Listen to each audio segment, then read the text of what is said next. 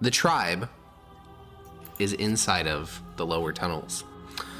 Water is up to about your ankles. New members of the blood spores from other areas have been coming to enjoy these metal tunnels filled with water recovered from the mechs. No, golems. And I'm thinking about Max. and at present, you can see the beginnings of fungus starting to take root in these tunnels. It's been some work teaching these new tribes how crimson mushroom horticulture works. These mushrooms will not take purchase in metal or just little clods of dirt. They need bodies.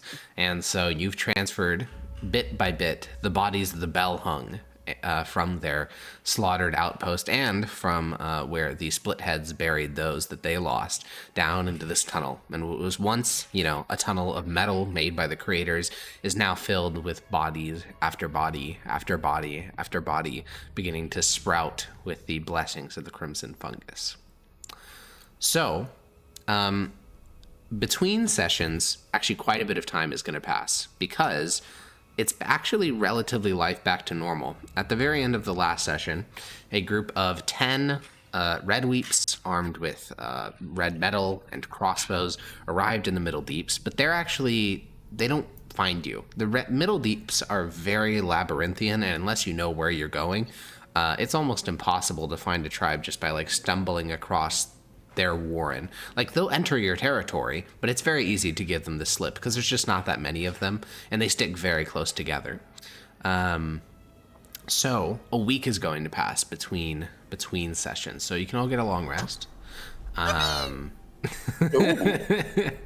those of you with injuries from the lingering injuries, I believe that helps. I don't remember how. Believe they go away. That would make sense. Any chance we level up or anything? No. Oh, after the defeating of Thok. Just a plain old. You did level up after the defeating of Thok. No. Yeah. That was after the defeating. No, that was after the. That was after the. Oh, you're right. Level 4. You're right. Good point. But no, you don't level up. Damn it. Yeah, you did get a week of rest, and so I have a scenario for you all. So this week is safe from the Redweeps. That doesn't mean it's safe because your tribe has recently almost tripled in size, which comes along with growth issues, culture shocks, sort of, more like doubled in size. But there's a specific situation. So each of you is going about your business. Munch is sleeping. Blam is horticulturing. Hiss is tripping balls, Yapper is yapping, and Mardak is trying to conduct various speeches with the new hobgoblins, bringing them into the deeper circle of Dominus. And you will all be informed by a goblin named Visit that... No, sorry, not Visit. Drabba, there we go. You'll be informed by a goblin named Drabba that 2 members of your tribe are dead. Killed by another member of your tribe. Well, 2 other members of your tribe. And it actually is going to take quite a while for you to get to the bottom of what exactly happened here. So I'm going to present the information to you as you end up getting it after about 2 hours of talking to various members of the tribe and having the offenders brought forth and all that stuff. Clang and Fizzit, which are 2 goblins that joined your tribe, they're 11 and 12 respectively, so they're middle-aged goblins, were both found dead in a corridor being feasted on by one of your original goblins named Zibble. Zibble does not deny that he ate them, nor does he deny that he killed them. He says that he proved that he was stronger than them, they had disrespected him, and so, he took his right as a goblin and ate them. What do we do with the situation?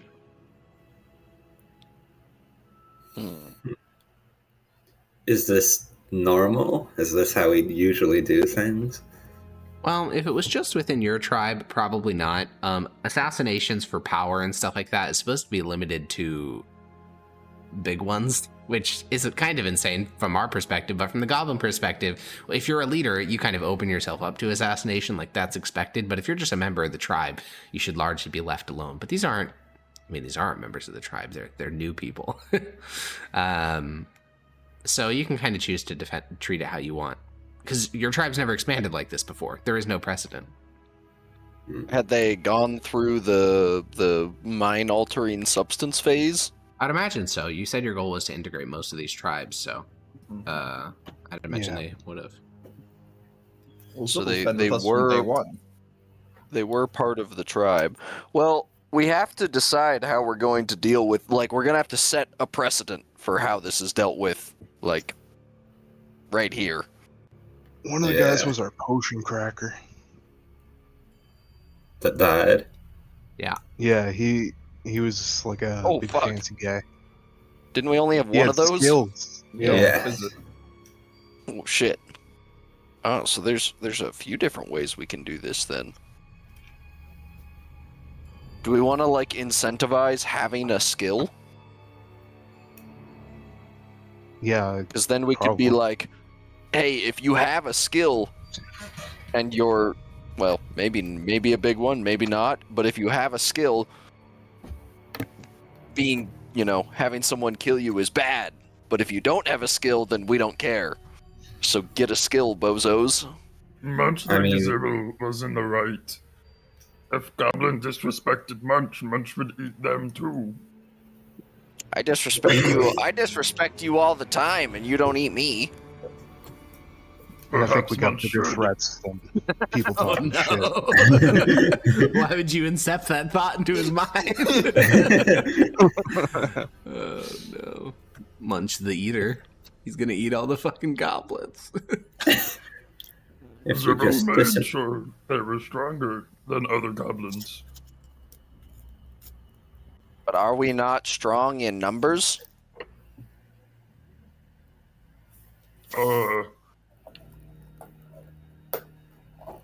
Not if the numbers are babies.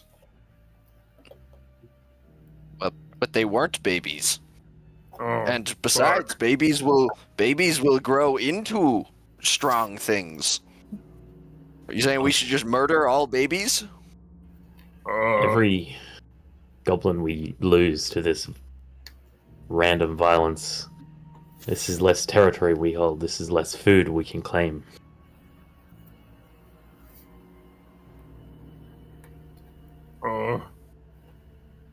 Well, how should we handle the disrespect?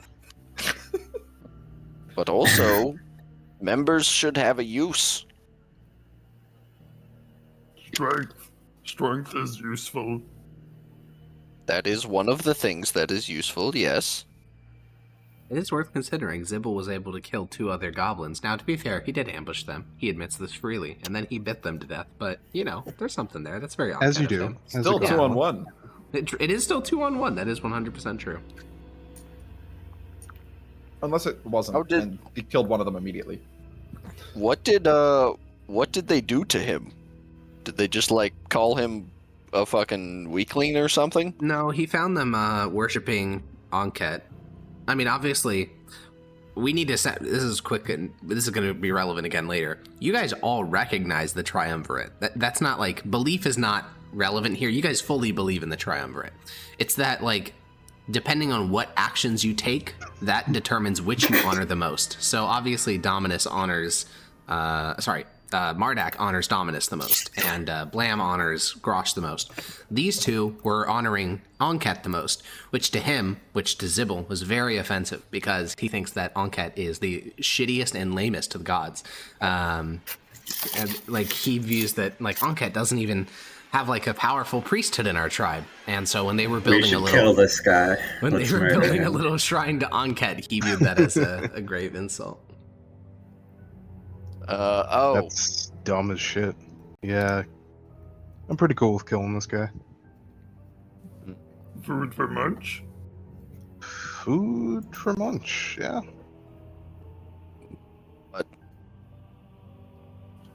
Any goblin, here precedent for future.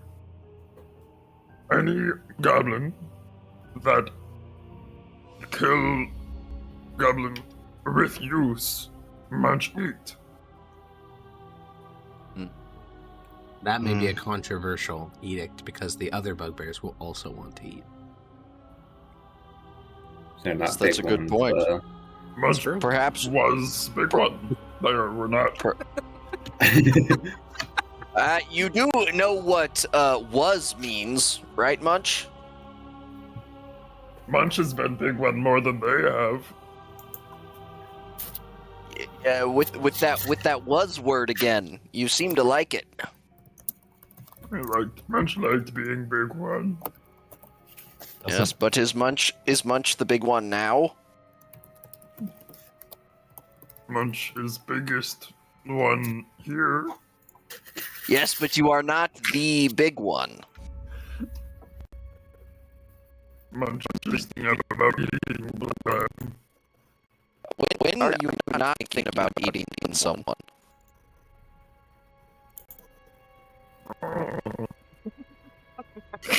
It just happens to be me right now. Anyway, That disrespectful.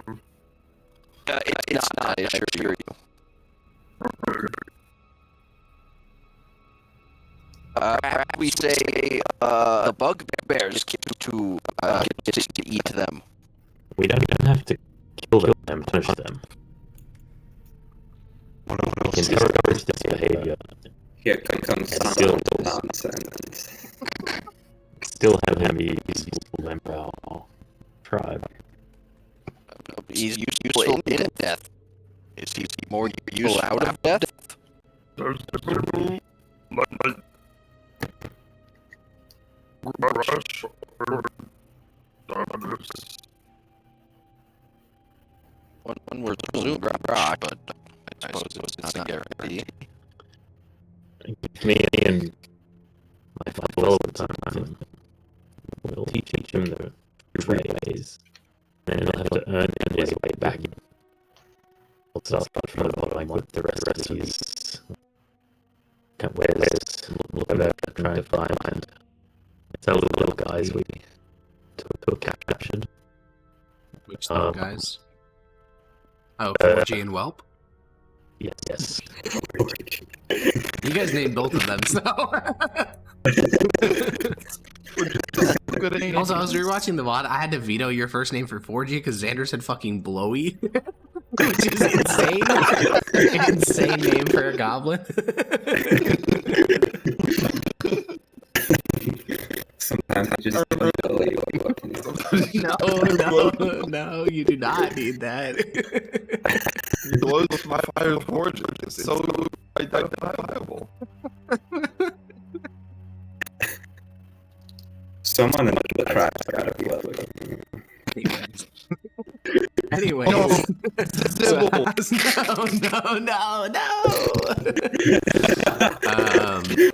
So are we putting Zibble at the back at the bottom of the bottom of the list, basically, giving him over to Mardak? I don't think that works because we don't have like a caste system. It's true. Well, not an enforced one, but you have like a social one for sure. Well, before you pretty much a slave, so. Correct. Oh, yeah, he's an exception, but in general, we have a caste system. It's true. This guy has no maybe a slave. Yeah. Give Mardak some time, okay?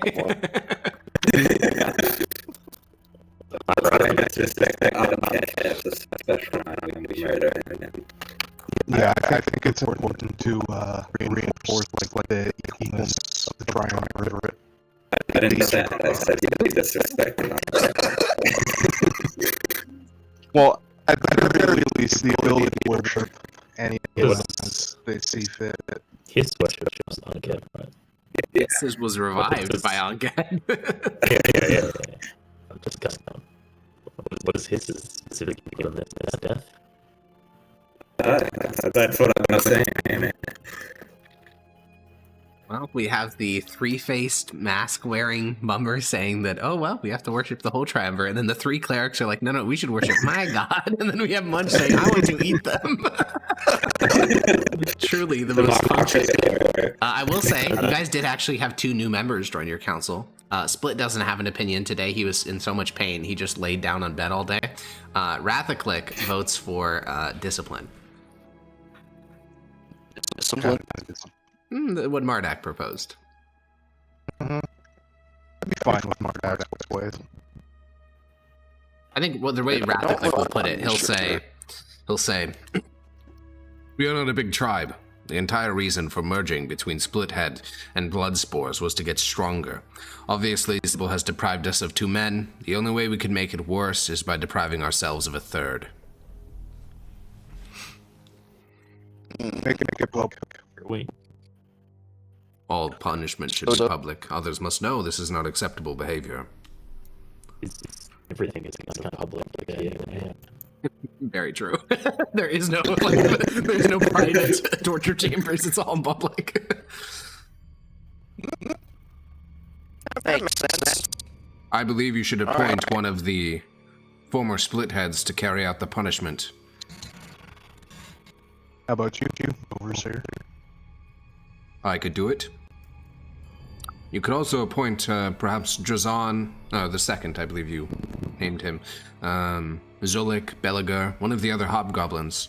Let them know that the Splitheads are a respected people, even if they are Bloodspores now. It might be appropriate for Oncat worshipper as well. Then, among our tribe, the most devoted to Oncat would be Meebs. He maintained a shrine to the god.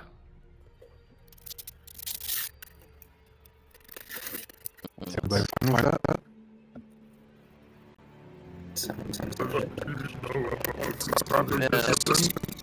Meebs knows how to whip. The rest, me and Mondak can handle. But okay with this. Alright, then. Well, it's a very dominous punishment. Sybil will be whipped before the tribe by Meebs, basically until Meebs' arm gets tired, and then afterwards, Sybil will be taken away by Drazan the First, Rathic, Hathrar, and Thazar, basically Mardak's small group of very aggressive devotees, and he will slowly be brought within Mardak's growing little subset of the tribe, his little cult, his cute little cult. Not a cult. Definitely not a cult. Just standard religious practice. Yeah, this is normal religious practice that is highly hierarchical. There's a single prophet at the head. He's really influential. What do we call those again? I forgot the word for it. Yeah, something like that. Something like that. But yeah, you're learning something about Rathaclick. That guy is a big Dominus head. Right. Yeah, more of that, because it's not, obviously there are many goblins who also it's rare for non-hobgoblins to worship Dominus. Grosh and Onket are a bit more universal. Grosh especially is probably the most universal of the 3, but Dominus really not many folks other than hobgoblins are like, yeah, I want to worship the one that says to whip me. Like, most people are put off by that particular god. And then every hobgoblin like, how to get whipped. Yeah, well, they are like that. Yeah, they do be saying that. That is what they say. Oh, it's not that the rate is low, it's that you just kill them all. Okay, so there are some other questions that are going to have to come up, but I think that Rathaclick, after probably 2 or 3 days later, so we're like 9 days after the previous session now, he will bring up this issue before the council while you guys are meeting for a totally... You guys are meeting because Zebit found some... like, he ambushed a caravan up in the Great Stair and brought some bodies in, and you guys just need to basically start processing it. But Rathaclick will take advantage of this and say, what are we going to do when the Redweeps return? We should make tracks with our territory. Deadfalls. Along the yacht stairs, maybe some burner pits. Much believes we can win. Much believe in the trap. Bloodsport made it my great opportunity.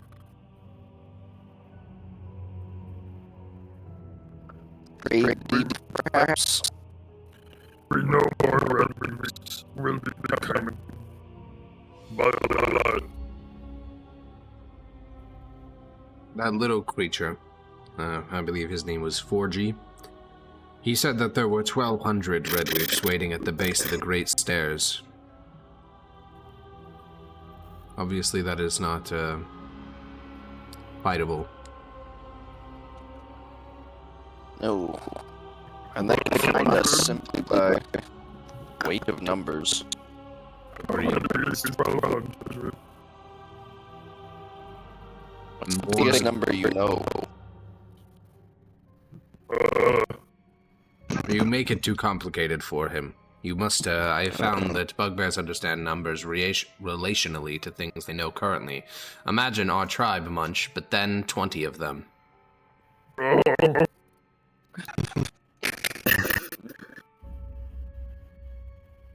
And all wearing red metal.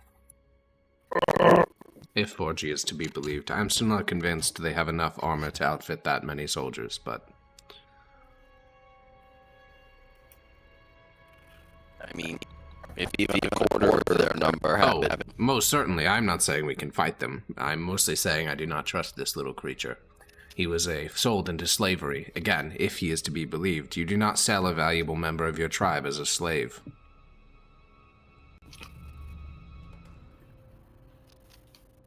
They do have strange habits. Perhaps he was not valuable to them. Agreed. They sent scouts out to us. Perhaps we could try and scout out that thing. No.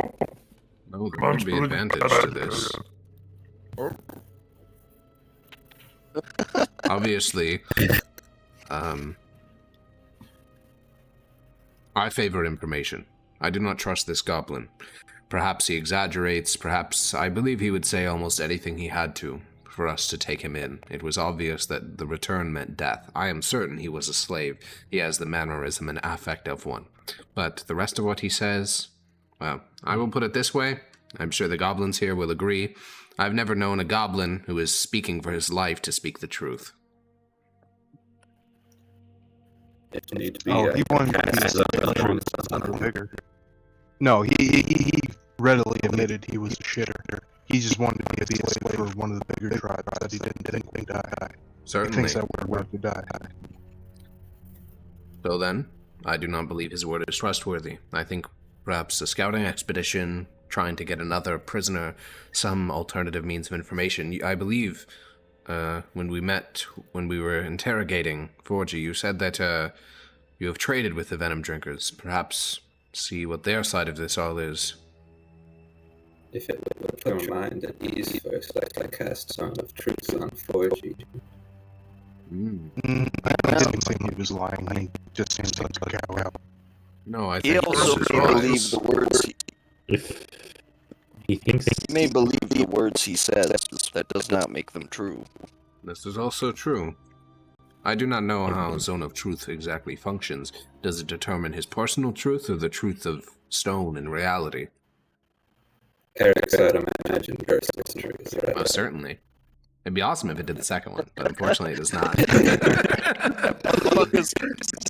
what the meaning of life is. Yeah, exactly. Just keep guessing until... Dude, this is literally like the thing that happens in Hitchhiker's Guide. Like, that's literally how it solves it.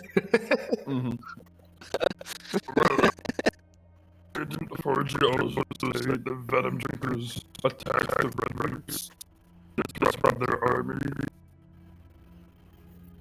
Perhaps a consultation with the Venom Drinkers would be beneficial, both for favor and for truth. That's assuming they do not just kill us on sight. They have not in the past, have they? Perhaps it would be useful time for Yapper to get poisoned as well. Yeah, I could do that. This is true. Yes. Information is very helpful. Yeah, so the most common way you guys encounter almost everything, trade, travelers, all that, is just going along the pitched and yard stairs. You guys are closer to the pitched stairs, but with your acquisition of the split head territory, you now also border the yard stair. You guys have this very narrow band of territory that stretches across the whole length of the Middle Deeps. It takes like an hour to walk from one end of your territory to the other. Obviously, you can't actually guard 98% of this territory. You really are just watching the stairs. And over the last 9 days, you've not seen any trade caravans going up or down. You've only seen travelers, of which you've ambushed about 2%. And that was a single little group of a couple of goblins going down. They had some trade supplies, and Zebit killed them and brought them in. So if you wanted to trade with the Venom Drinkers, you have to wait until they sent a trade delegation up, or you'd have to go down to the Great Stair, which is where the pitched and the odd stair meet, and that is where the Redweeps are mustering. At least is what Forgy told you. Oh, so we're completely cut off. Essentially, yeah. Shoot. Jackson, how are the chips? I thought I was muted. Damn it. Boy, he's But yes, if, again, assuming that there's a lot of assumptions baked in this. The core one, obviously, is that 4G's reliable. If he's reliable, then yes, you are completely cut off from the Venom Drinkers, because the only access point to the lower deeps is the Great Stair, which clearly used to be shared by the two of them, Redweep and Venom Drinker. That does not seem to be the case anymore, because you haven't seen, I mean, you guys know this, you haven't seen a Venom Drinker caravan in a while. Since the start of the game. I mean, since the start of our campaign, which has been almost 30 cycles, something like that.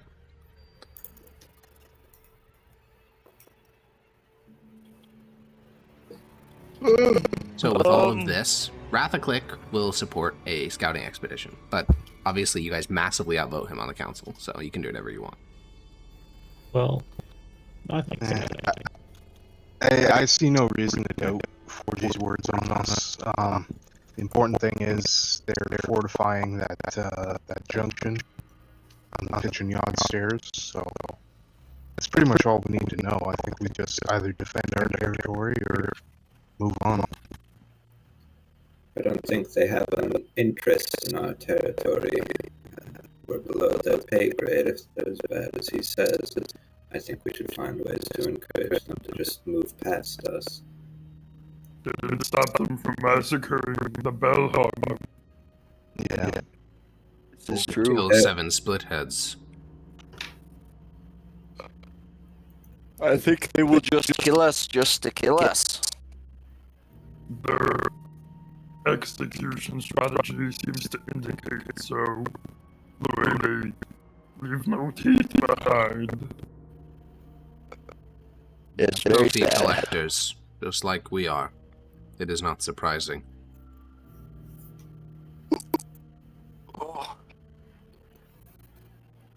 Well, perhaps it may be better to scout up than down then. Much agree. Much believe up could save.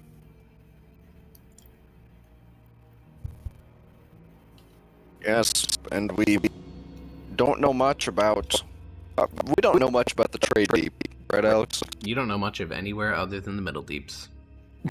Cool. This is true.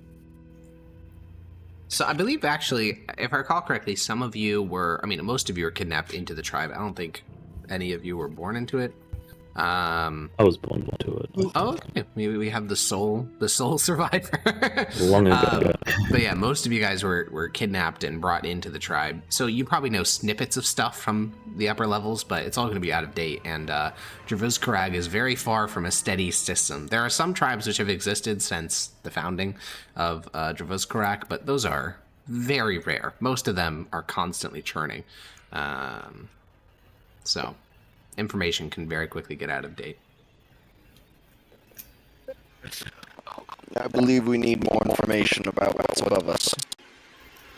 Well, Rathaclick will shrug and say, going up the yard stair, it is the haunt of Otyugs at present. There are still many caravans that get through, as you well know, but we have in the past taken prisoners and even recruited some, and the threat of Otyugs is so great that groups smaller than 5 rarely make it through. Sorry, what's an audio? They are creatures with squat torsos, 4 to 6 tentacles, no eyes, and a great gibbering maw. Are they tasty? No. They taste of slime, and they're poisonous to eat. I bet a bunch could eat Or one. not too much. Probably not. You would not like it, though. Well, I could use them. Their flesh for me.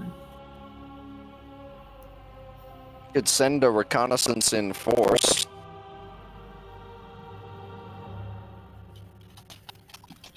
We certainly could. It could be a good team-building exercise. But we would, of course, be leaving the Middle Deeps relatively unguarded. They're unguarded from the Redweeps as is, if they could kill us even with all of us here. True enough, but with the Bell Hung and Split Head integrated, there are other tribes at the Middle Deeps that may attempt to ingratiate us. Above the Split Head territory, there was is a tribe called the, I do not know what they call themselves.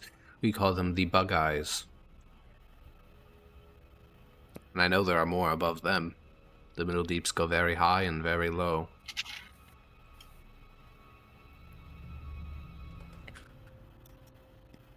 Perhaps we work on integrating these tribes. Good. I doubt it would be difficult. The Split Heads were mighty under Thok. We were, the only rivals we had were the Bell Hung. All others were small little tribes which fled at any attempts to negotiate or integrate them.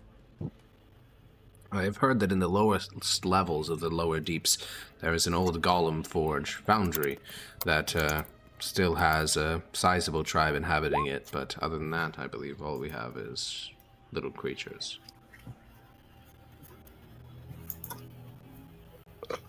A tribe with a golem foundry.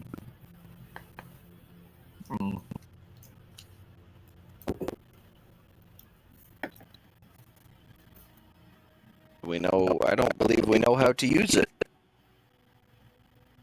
I do not mean yours, I mean... there's another. It's far larger.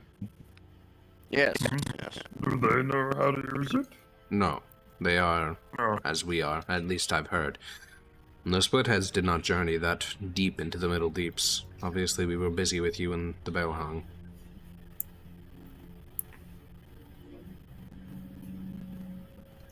Well,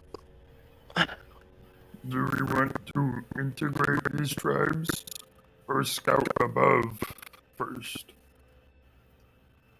I think integration is something that we know. It was pretty much Thok's plan. Yes, but Thok is dead. What was Thok's plan about these Redweeps? Did he Thok actually think we believed could that stand and fight? He if we did. joined? Yes, he believed that the Redweeps clearly know nothing of the Middle Deeps. The reason they found the Bell Hung is because the Bell Hung are so close to the Yod Stair. It became obvious that they are only going up the Yod Stair, not the pitched. No patrols have been spotted there, no anything.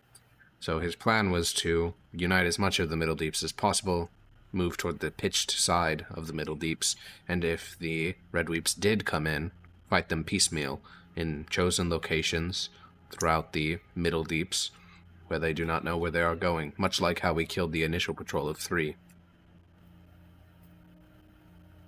It's not a bad and you idea. lost. And how many were lost 7 against goblins. 3?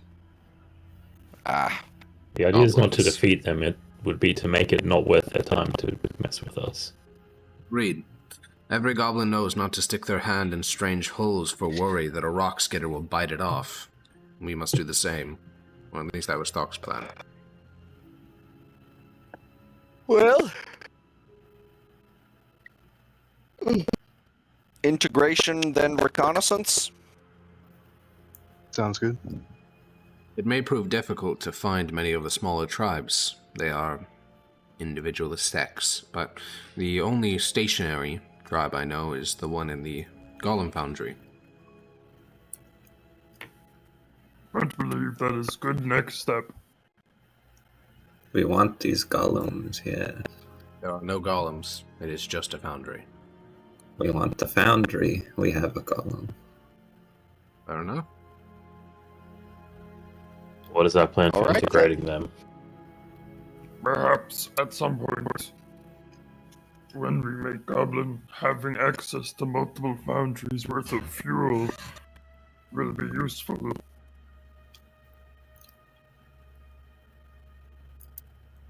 Munch had idea of kidnapping Goblin that knows metallurgy. I believe you've already done that.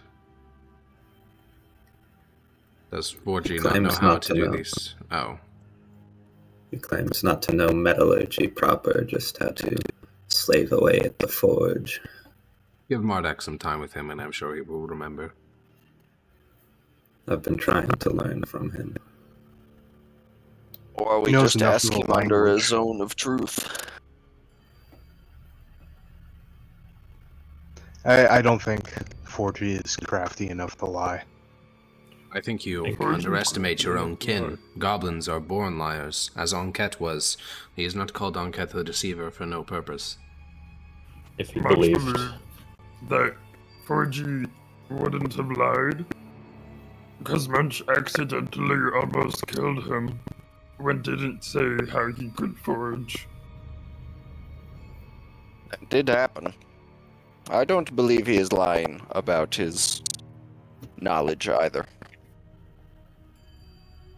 I think Rathaclick will just look at Marduk like, can you believe these motherfuckers? I think Look, this was the guy who was walking up the yard stairs, yapping loud enough that we could hear him from fucking 10 floors up. You do not need to be smart to lie. That if he is thinks true. Munch just That- thought he would lie to save his life. I think You have ambushed many a Marduk. caravan in your time. Surely you have encountered those who hide their valuables within their bodies even as you are killing them. This is the goblin way. Marduk, get 4G to forge. we can try and learn. Beat him within an inch of life. I think that honestly that'll make Marduk, or not Marduk, Rathaclick. That'll make Rathaclick chuckle. That's very funny because that is definitely not what Marduk is going to do. Can you believe this shit, Yarrow? They're saying that you would do something as unelegant as beat someone to death. That's not what you do. You're so said much more inch of their talented life. within an inch of their life. Yeah, you would never. The skill comes from knowing where the inch is. No, it's true. Oh, gulp. Oh, Gorp. Right now, I still think he merge could be with Golem embellishing Foundry. if his plan, if he thought that we would believe, or if he convinces us that these Redweeps are stronger than they are, then our priority becomes not taking him as a slave and staying here, but leaving, and then he can tag along with us. Puts him in the best position. Lick will nod. And his story of the Redweeps did not make sense. Hobgoblins are an orderly people. There's a chain of command, an order of succession. Even if the big one of the Redweeps was assassinated, even if his next 3 successors were assassinated, there would be a leader of the Redweeps. His story of a shattered legion. It does not make sense. so be it.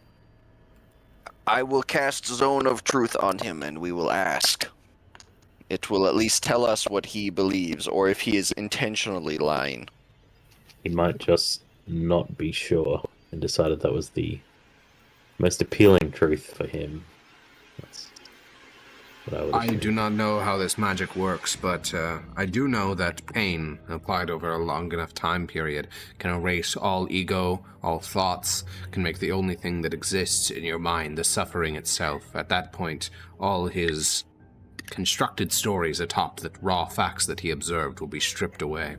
If Zone of Truth can do something similar and make the process quicker, I am not opposed to it.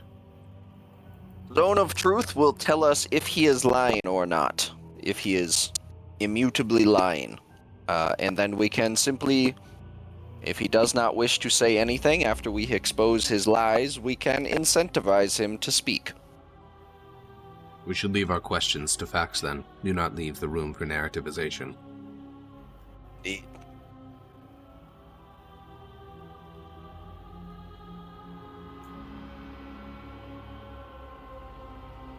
All right. Do you guys go down Bring to him- 4G's Forge, or do you bring him up to your normal meeting chamber of one of your mushroom farms? We're not going to him. Alrighty, you wave at one of the sleeping bugbears. He does not awake. Munch kicks Gorn, and Gorn kind of, ugh, and then he'll go and lope up and start to go recover 4G. He will return with 4G in the grip of his palm. 4G is remaining 100% still, and Gorn will set 4G down, and 4G will take a couple panting breaths.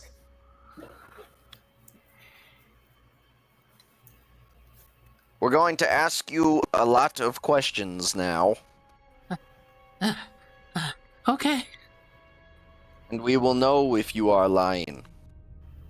Sure. All right then, and I will cast Zone of Truth. Okay. Your eyes flare red, and the chamber fills with a very, very faint light coming from no place in particular. Stick it in chat so we're all familiar. The classic Zone of Truth spell.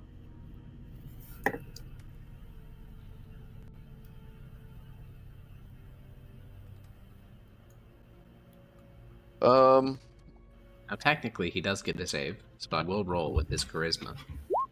That is a failure.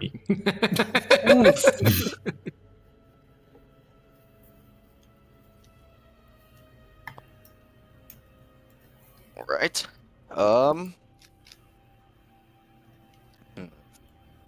What specifically?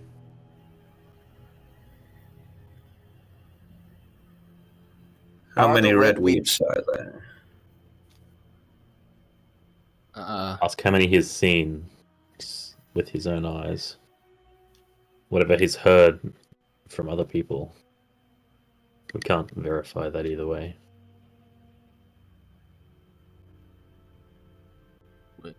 Which question do I answer? How many have you seen?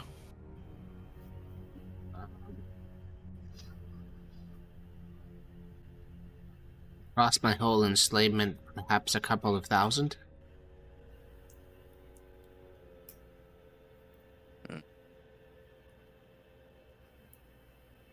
Are they fractured? Now?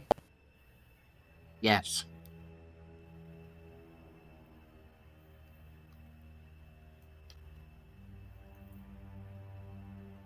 And they intend to come up the stairs. Some do. 4 companies.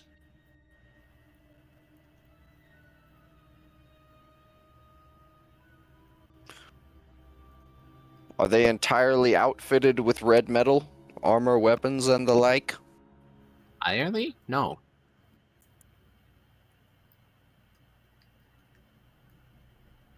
Percentage? Half? A quarter? Maybe 30 More. or 40? Maybe?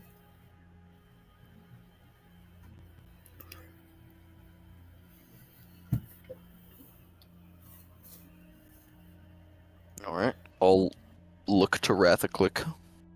He will say, how many wait at the base of the stairs?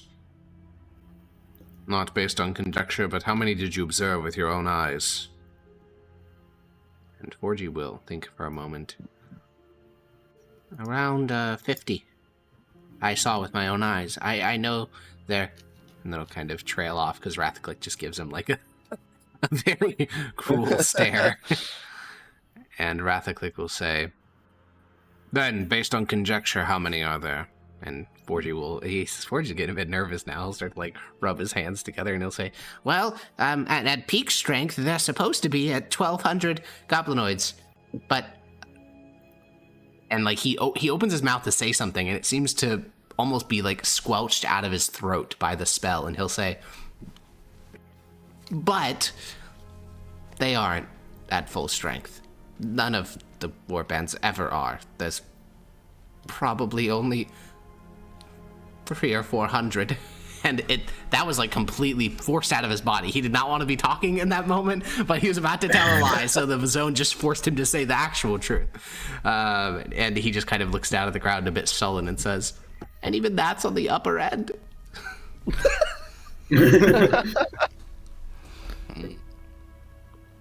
I'm glad we did this. What did he gain from lying to us? What did he think he gained? Why did you lie to us, Forgy? I just want to go to the Boyle Sons. Please, you're all going to die. Even 400 of them will slaughter you. Do you not know how weak you are? You can't even forge metal. Silence, you're our slave now, and that's the end of it. Do you understand metallurgy, Forgy? No, I wasn't even an apprentice. Click will raise an eyebrow and say, "You do not need to be an apprentice to know the very basics. Do you know the alloys that compose bronze?" Forgy will nod. Rathaclick will say, "Do you know the alloys which compose steel?" He'll nod. "Do you know the methods by which to forge copper and tin into bronze?" Forgy will nod, and Rathaclick will lean back and kind of rub his forehead. Do you know how to make a Type 5? No. None of the Boyle sons know how to make golems. They can merely maintain them.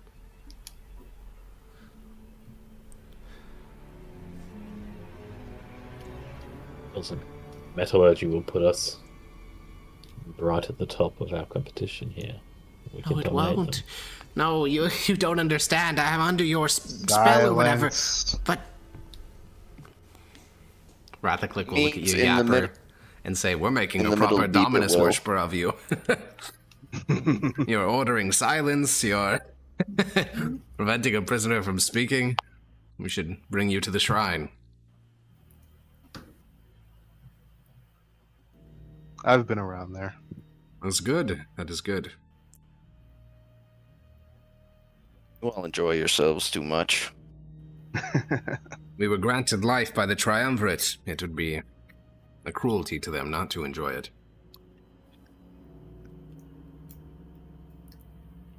Have you spent any time looking at the magic screens in the forge?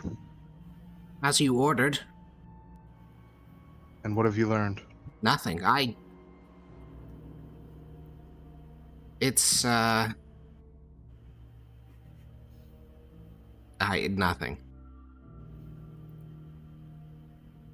It's I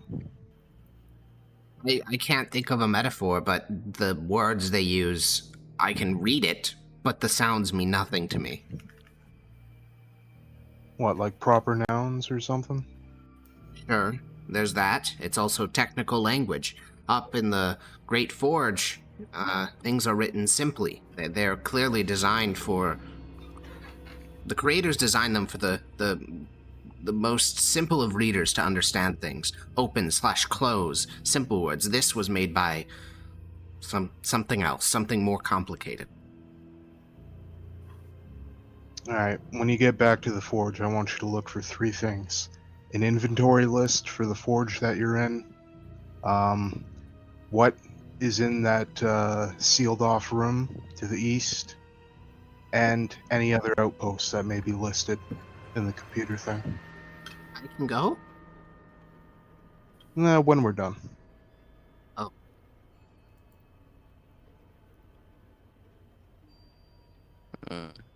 Rathaclick will glance over at you, Mardak. If you wish to start breaking him down to be a true member of the tribe, you could use this zone of theirs as a chance to humiliate him.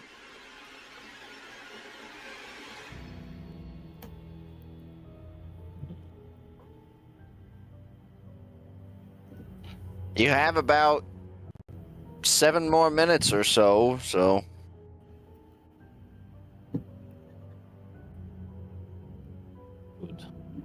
Good. I don't know even where this is going as a player, so I don't know what he means by that. You'd be like, hey, did you run away, you little coward? Just like breaking down like all sense of self-worth. Like, oh, you're a little slave. What's even your name? Your name's Forgy, because he's gonna say something else. Obviously, Forgy was not his fucking birth name. If you wanna go that route, but if not, if you just want to stick to good old-fashioned whips. Actually, Blowy. Dude, imagine under a zone of truth he says that's his true name. That'd be crazy. Try and break his will under the zone of truth. Yeah. That's what Rathaclick. I mean, you don't have to. You can use whatever method you want, or you can say he's not worthy of joining your little cohort of fanatics. But Rathaclick thought he'd float the idea.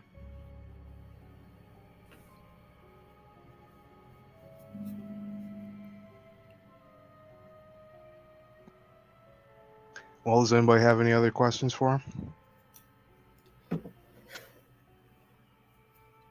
Sounds like no. Do you have any plans to escape? Of course. What are they? Nothing final yet. I'll throw a rock at him. Like hop away and it'll hit him on the arm and it'll say, ow! Tell us your ideas. I have a lot of them. Be specific. I'll throw another rock at him. Oh. Well, one of my ideas was to overload all the pipes in the Middle Deeps, and then you would all die in steam. So would I, but I thought it'd be worth it. Another idea I had was to, in Operation, what was it called? That one Dwarvish operation to overload to free the Mithril Golem. They mentioned a method by which to worsen its overload, which would detonate the hold. I thought about doing that one. I thought about stabbing you, and he points at Yapper, in the throat while you sleep. Oh, that's cute. I thought about just walking away. Your bodyguards, Zebit and the like, they fall asleep sometimes. I mean, they're not fully asleep, but they're asleep enough. I think I could pass them. And this doesn't even seem to be forced out of him. This is just goblin shit. Like, of course he's trying to free himself. That's an obvious, like, the answer is yes before you even, he's not even ashamed to admit this. Like, this is normal. Like, Anket would be like, yeah, good job, buddy. That's what you should always be trying to do.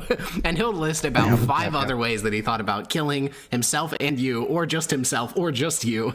Almost none of them are like, I have this crazy elaborate, like, scheme. It's always just like, I'm killing all of us, or myself, or you.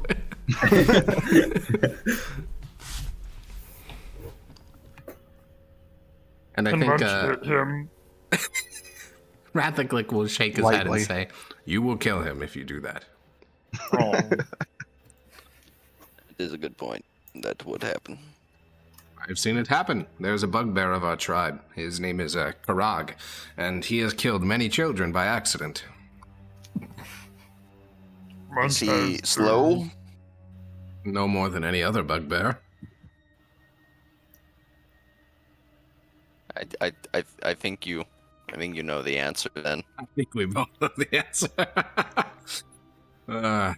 Did you intend to be caught by us? Well, yes, I surrendered myself. Do you work for the Redweeps? No. God, no.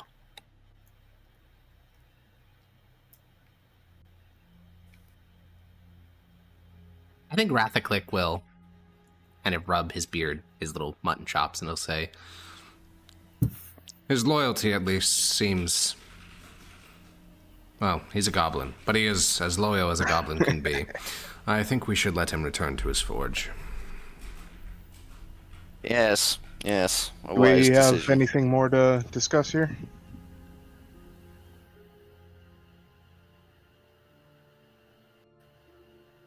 No? Alright, I'm gonna Seems walk as him if back. not. Okay. You begin to walk Forgy back to the forge in the metal tunnels. You know you would have been dead if we hadn't found you, right? No, that's not true. It totally is. You and your 2 little friends, we heard you from 10 floors up. They wasn't weren't my us, it would friends. have been- They were bait for the Otyugs. Hmm. You are Well, a and devious they little probably bastard. got eaten by Otyugs. No, they went back down. And you and Good point. Yapper and Forgy will exit the chamber and begin to walk into a long tunnel. And Forgy is no longer under the zone of truth, and he'll say, "Listen, I thought my odds of getting to the Boyle Sons were relatively low, but it's still better than being here. You saw it, even under the zone of truth. You're all going to die. You can't hold them back." We don't need to hold them back, we just need to hold them away. Hey, We're I'll more tell you trouble than we were. the one things the Redweeps love more than victory is a challenge, and you're going to give them one. And if you do that, they're going to be even more interested. And even if you killed every Redweep alive, which you won't, even if you did, the Venom Drinkers are coming next, and they will kill you. I'm just saying, Nah, this is they're cool worse than if guys. I watched myself get torn apart by an Otyug, because at least there it'd be quick. Now I can see my death approaching for weeks on end. I can't sleep. I don't know how any of you are sleeping other than the fact that you're delusional. Well, maybe stop thinking, idiot. You're not very good at it. He just looks at you and blinks as you walk. Bro has a point. Well, listen. I'm sure you could figure out some way to fucking surrender to the Redweeps if they ever do actually happen, but why not enjoy what you have here right now? Joy? Yeah. Workspace is filled with children that are constantly touching things and shitting, and it smells like fungus all the time. I can't even smell anymore. The bodies, they used to smell bad. That meant I was normal. Now it just smells like nothing. Do you know how fucking wrong that is? Nah, it's good. The fungus is good. You're insane. All of you are insane. You have been eating it for weeks. Don't tell me that that mushroom jerky isn't delicious. It's not. You've never had real food. On the the Boyle Sons sometimes go on hunting expeditions on the surface. I once ate deer. You don't even know what a deer is. You're right. We have quaggas. My tribe had quaggas. They were so good. Do you know of any other opportunity you would have had to operate your own forge, though? I don't care. I can't. I don't know how to forge metal. I'm just a bellowsmith. I don't know what to do here. I can't make you a golem. figure I it can't out. make you armor. I could make you maybe a piece of slag to attach to your chest, but literally any goblin could do that. Make a knife. I've been in this forge for 9 days, and I can't even find where their ore drawer is. I haven't found anything. It's like, I just don't know what they were doing. I don't get how to work with They're this. what? Ore drawer? You know, an ore drawer. Ore drawer. Oh, Ore just drawer. use the fucking slag off of Stove Belly. It's not... Use the shitty metal. Oh, you don't even understand. Oh my god, I bet you don't even know what flux I is. don't need to understand. But my You know point what is, I this is an understand? under-equipped forge. It doesn't make any sense. They made No, a damn shut golem. up. Hey, I smack him. I smack him. He- You know what I understand? You're gonna feel a lot more of that if you don't shut the fuck up and do some good work. He mumbled something under his breath. Listen, this is a good opportunity for you to learn. So seize it, or you're probably gonna get a knife up your butt. Yeah, well, the Redweeps are going to kill you and cut off your head. Me. And I'm going to be laughing when we get to the halls of Enquête. I'm going to point at you and say, "You're silly. You're silly." Anyway, Yeah, you reach the tunnels and he hops down into the halls filled with children. No. is there any like bugbear guards? Is Zebit there or something? Yeah, Zebit is the one that guards this full time now, which he doesn't like. He prefers to be on like scouting expeditions and stuff, but he's also by far your most competent sentry, so he's just sitting there on a nearby rock holding his crossbow, looking very bored. See if you can tie him up to a rock or something where he wouldn't run away so easily. If he runs away, do I have permission to shoot him? Oh yeah. Perfect. Then I won't tie him up. Listen, he doesn't need legs Do this to as a operate that favor for me, forge. please. He's one of us, technically, though. I don't want to set that precedent. He rolls his eyes and walks over to the lip of the tunnel and says, "Fine, as a favor." And he hops down into the metal tunnels, and you just hear Forgy saying, "Wait, what?" And just, you just walk away as it fades into the distance. Okay, cool. Well, with that information, do we want to start trying to unify the Middle Deeps, or do we want to go on a scouting expedition up or down, or do we just want to chill and kind of just let time Nature take its solve it for course. us? Yeah, because this problem will solve itself one way or another.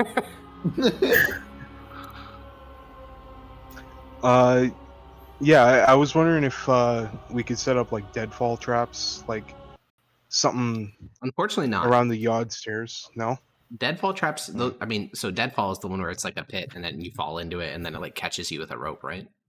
No, it's just something that's barely Oh. balanced, and if someone fucks with it, then they get crushed. Oh yeah. No, yeah, you could set these up for sure. Now they're not going to be very good because I assume you don't want to use your very precious metal, so instead you'd be using mushroom fibers and a rock, Well, obviously. what I was thinking was like maybe we could weaken a very narrow tunnel around the yard stairs, so like if someone goes through that tunnel, it's just Yeah. gonna fucking collapse on them. So this was and why then I they said die. no originally, because this is what I thought you were going to do. You guys don't know how to mine. Didn't we mine out some of the fucking You did. the pipes? You did, yes. The way that you did that, so you do actually have these little cubbies that you guys did. The way you did that is with rocks and tiny little like flint chisels, essentially, which took an unbelievable amount of time, like literal years for each of these little alcoves. You don't have pickaxes. You don't know how to make a pickaxe. You have like literally Neolithic tools. Neolithic peoples were not doing large-scale rock excavations. We're talking about the pipes. We excavated those. No, the tunnel collapsed into them. No, there was like No, ones in there the was wall another that we had pipe. to uncover. Oh, Yeah. you mean the one that spews out steam? Oh, the one that you looked Yeah, for. we got I see, another yeah, one the of second them. one. Yeah. I'm pretty sure that one was really close to the wall, and you did the same like chipping exercise, if I recall correctly. If you say so. Well, you don't have any pickaxes. You don't have any method by which to break up rock other than the normal method. Yeah, which is chipping, and chipping's just really slow. I don't think traps will be useful anyways compared to unifying and scouting, so... Oh yeah, I mean, I Well, we wouldn't do say have a traps are trapper, useless, so- but you do have a trapper. More than Hey. traps, we should try Yeah. and conceal our location. How Yeah. about like shitty little punji sticks, literally covered in shit? We could put them around narrow passageways around the yard stairs. Whoever goes through that passageway steps out, steps into the shitty spikes, gets infected. Yeah, I mean, the trapper will, just if you want him to, he Right. can start trapping the entrances to the odd stairs. A problem is none of this will work on someone in full plate. The only thing that would work on them, obviously, is like a magma trap or like gravity, both of which you just don't have the engineering skills to utilize. But against non-plate armor, it should work great. There's a reason why goblins use them. If we About if we Go take on. one or two of them out with traps, it doesn't get us much, and it could just make them want to come after us more. well, they're gonna come after us either way. Well, yeah, I think it is worth hammering out your like grand strategy because that will kind of impact what you do. Is the plan to basically be such a nuisance, like guerrilla warfare style, that they just don't want to mess with you anymore? I don't know. Well, that's something you should Well, consider that- because you we should have try to figure out what their size is to kind of make a plan based on that. I think that's why I'm in favor of scouting them before we do anything. Fair enough. Can we hide the entrances to our forge and our mushroom thing? What ideas do you have on how to hide them? Well, we got a bunch of wood, and we got a bunch You have a of little bit of mushroom wood, pigments. not a lot of wood. Like a very small amount of it, because there's no trees down here. Enough to cover the forge entrance and the mushroom place. And then they'll see all this wood and be like, "What's that wood hiding?" Well, we can paint it, and we can like You can paint it with mushroom cover it pigments. with some rocks. Yeah, I think you got your own personal tunnels are actually really well designed because you guys made them. You made tiny little crevices that are big enough for a bugbear to just barely squeeze through. So yeah, you could probably cover that. The opening into the forge tunnel is really big. It's like a 15-foot slab of stone that fell through the ceiling. Like it's not easily concealable with what you have, with wood specifically. Not saying that it can't be concealed at all. Well, I'll get someone working on concealing mushroom place. That's at least something. Okay. Do you want your trapper to do that? He'd be the best at concealing things. Sure. Okay. Cool. Then while they're doing that, what do you guys want to be doing? Scouting? Integration?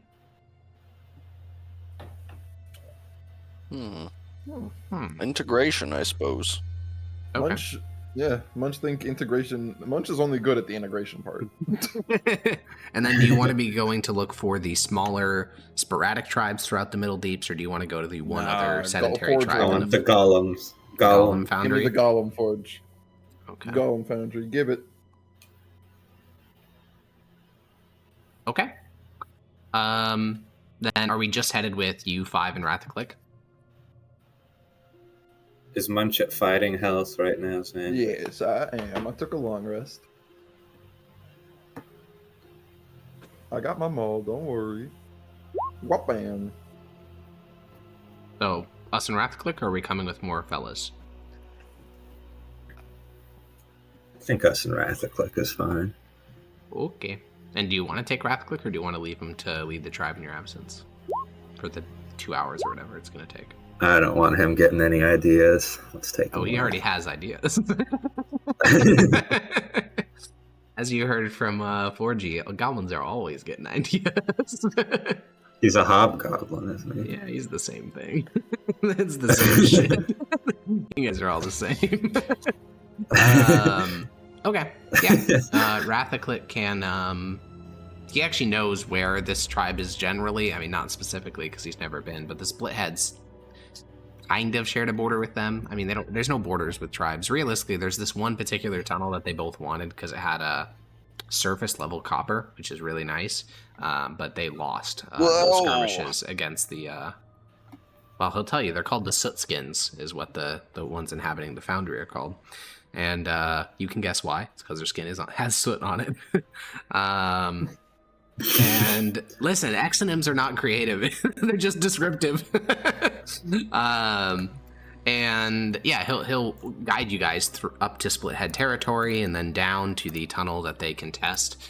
And this tunnel has lots of marks in it, both from like past battles fought here, because there were lots of skirmishes. You can see little chips in the stone from where javelins struck it. And Rathaclick will begin to slow his pace. And what is your guys' marching order as you move towards the boundary?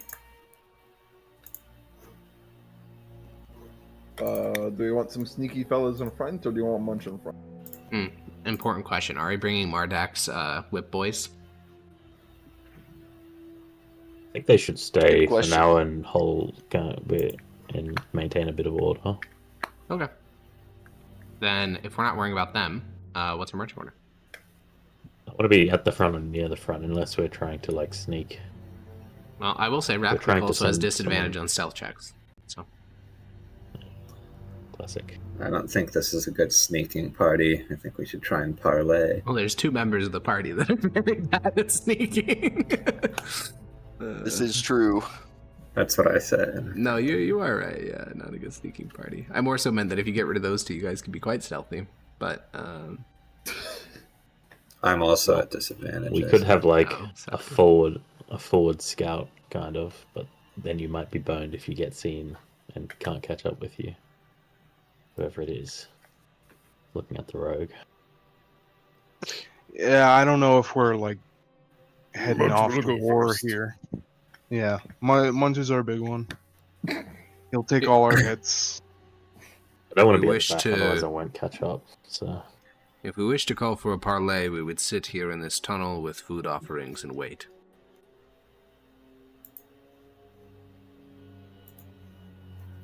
Y'all down with that? Alright, yeah. Do we know anything about their big one? Yes, the Sootskins are led by a hobgoblin. He is a pain master.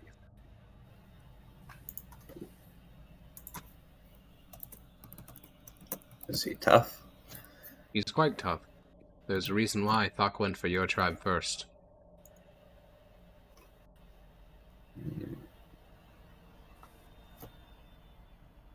what are their numbers? Less than ours? I could not or- say the exact number. I mean, I could guess.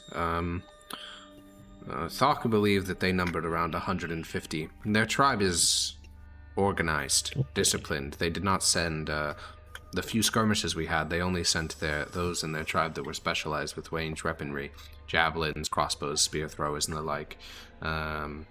Their leader, the Pain Master, is quite powerful. Thok was not convinced that he would actually win in a fair fight between the two of them. His hope had been to unite all the upper level tribes and then achieve peaceful unity with the Sootskins. Guys, realizing might have made a mistake coming here so quickly. You're telling me that the biggest rival of you, well, not biggest rival, the thing that your previous rivals were scared of is something for you to be scared of? Ain't no way. No. Hey, we beat Thok, so. You did, Yeah. though that was hardly a fair duel. Hardly a fair duel. I had So let's Blam cheat Hammer again. Who multiple. cares? Here's the thing. If we do want to win with Blam Hammer again, use up the rest of the ammo to unite the tribe, I will not be able to hit shots. It is a hobgoblin with high AC. Almost certainly. Almost certainly. That is a good point. Oh, and in case it comes up, the name of their big one is Morak Veen, which is a very weird hobgoblin name. But it is his name. Why is this so weird? Practically a cool fucking drug. He doesn't know. The reason it's odd is because most hobgoblins, almost all goblinoids, period, have a single name, and then sometimes you add titles onto the end. There's no surnames in like goblinoid naming schemes, so to have a two-part name is just it's kind of weird. Different goblin culture. It's kind of weird. Oh yeah, all right. Makes Perhaps sense. We should scout Upper Deep and scout them first before attempting merge. I do not mind a merge. The worst case scenario is that Munch dies and then we join their tribe.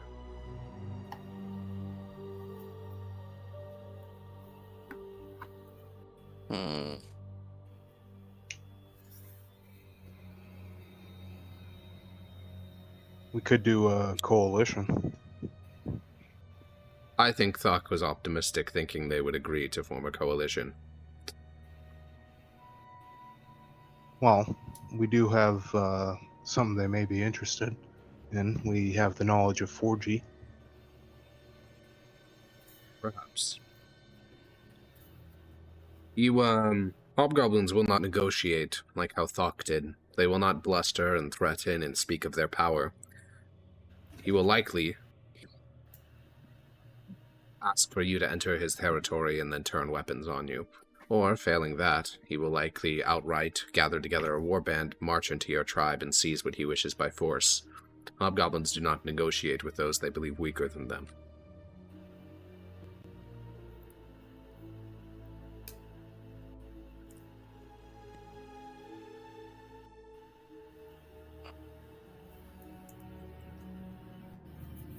Well, quite the predicament. It is not a predicament. You fight him, and if Munch dies, we merge. It is better than dying to Redweeps. That's not very creative. And our That is if then they our even let us tribe fight. would cease to be. I do not They care might for not your even. tribe existing. They might not let us have You mean our tribe, Wrath of Cleric? direct confrontation with their leader, even. If they believe themselves strong enough, they could just. It is Send in- possible. They may kill us all and then seize your tribe. Our tribe, Wrath of Cleric. Yes, our tribe.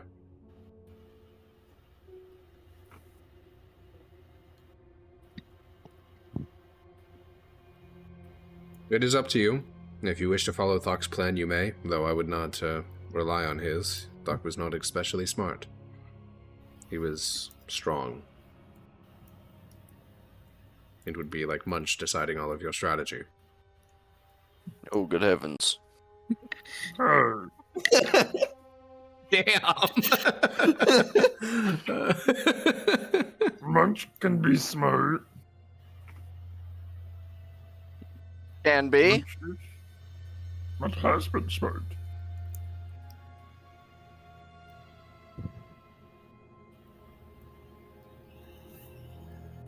So, Can be. what do we want smart. to do? We got like 4 different routes to go down. We could, well, I guess 5 really. We could just bucket we ball, try to integrate the soot skins, just put it all on the table. We could try to get some of the smaller tribes, the Middle Deeps. We could scout up, scout down, or we could just hang out. I think we go for the big ballers straight away. Probably a bad idea. We could try and snowball our size a bit first, cleaning up the Yeah. smaller tribes. Yeah. Not a bad idea. Yeah, it's a good plan. Yeah. The bigger the tribe, the more likely their leader is going to be more powerful as well. Also true. This is accurate statement. Yeah. Okay. I think Well, I think if we want to go for the smaller tribes, we should do like an overwhelming force on them so they don't run away from us.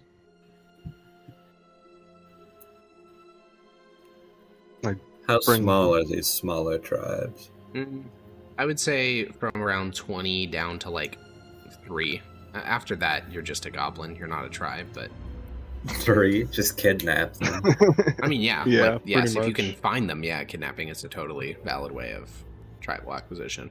And honestly, a lot of these are not like stagnant tribes. These are more like guys that got lost and they're just a part of the Middle Deeps now, or they were like fleeing another tribe, or they were merchants that got ambushed and then like their merchant died, so now the merchant guards just become like a tribe.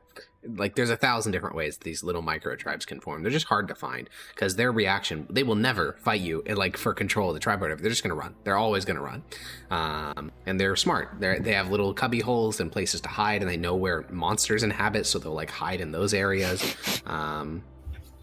We'll hide in places with monsters. Yeah. Perhaps a new taste for some food to Ooh. expand Munch's palate would be delectable. Delectable. Perhaps more grafts. You graft? Am I graft till I graft? I'm grafting. grafting. You indeed happen. I'm grafting. She claims my flesh till I'm grafted. Jesus Christ. Where's the buzzer sound? No. There will be no sound effects. No, she grafts my flesh till I'm claimed. Okay, if we want to integrate these smaller tribes, we can just do that. It's really not worth playing out. It is going to take time, though, so we are going to move forward in the timeline. Basically, you know, if this were a film, we'd be doing the montage of a bunch of goblins getting, like, cornered and going, "Meow," and then you kidnap them and force them into service, or a bugbear sleeping for 19 hours a day, and then you just find where he's sleeping and say, "Hey, we got some food for you," and he's like, "Yeah." So, give him psychedelics. Yeah. So you will manage to, over the course of the next week, recruit a total of 1, 2, and then it's a minimum of 7, and then we're gonna get some dice involved, baby. Okay. What are we So doing, like now that we have the minimum, intimidation checks? well, kind of. So what's going to happen is each of you is going to choose what skill you would like to roll for getting the goblinoids into your tribe. Now, I do need to hear the argument for it, but I'm going to be very generous on this. I think almost any skill could be relevant to this. You just need to describe how you do, how you're doing it. Hmm. Hmm. me- Nature to find signs of occupation. Perfect. I think that's fine. Strength Can to I? display literal strength. Great. You were saying, Yara? I was going to say, can I try and sneak this little racial feature in, help someone else, and then get advantage on mine? Or... Yeah, I think that works. Yeah, because the way it would work mechanically is like you corner them, then you help, like, let's say, like, Munch with his intimidation check, and then you could also do a check. So yeah, I think that's fine. Oh, wait, could I use athletics instead of intimidation, possibly? Yeah. Let's fucking go. Can I heal some of their injured, perhaps, or address some of their Concerns? ailments using medicine?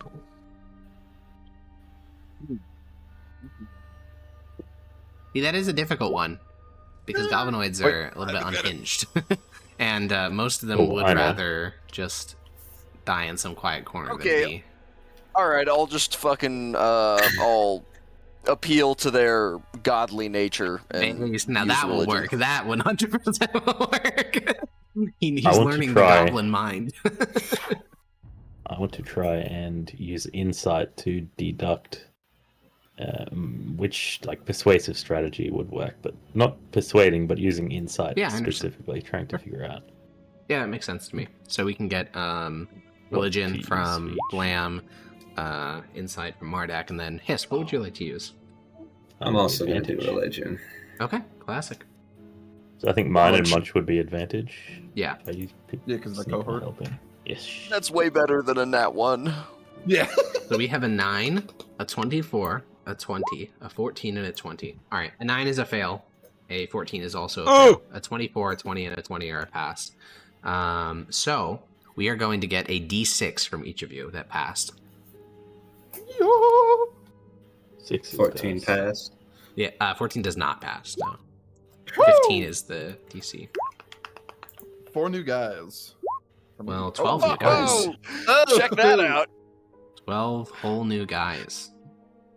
Alrighty.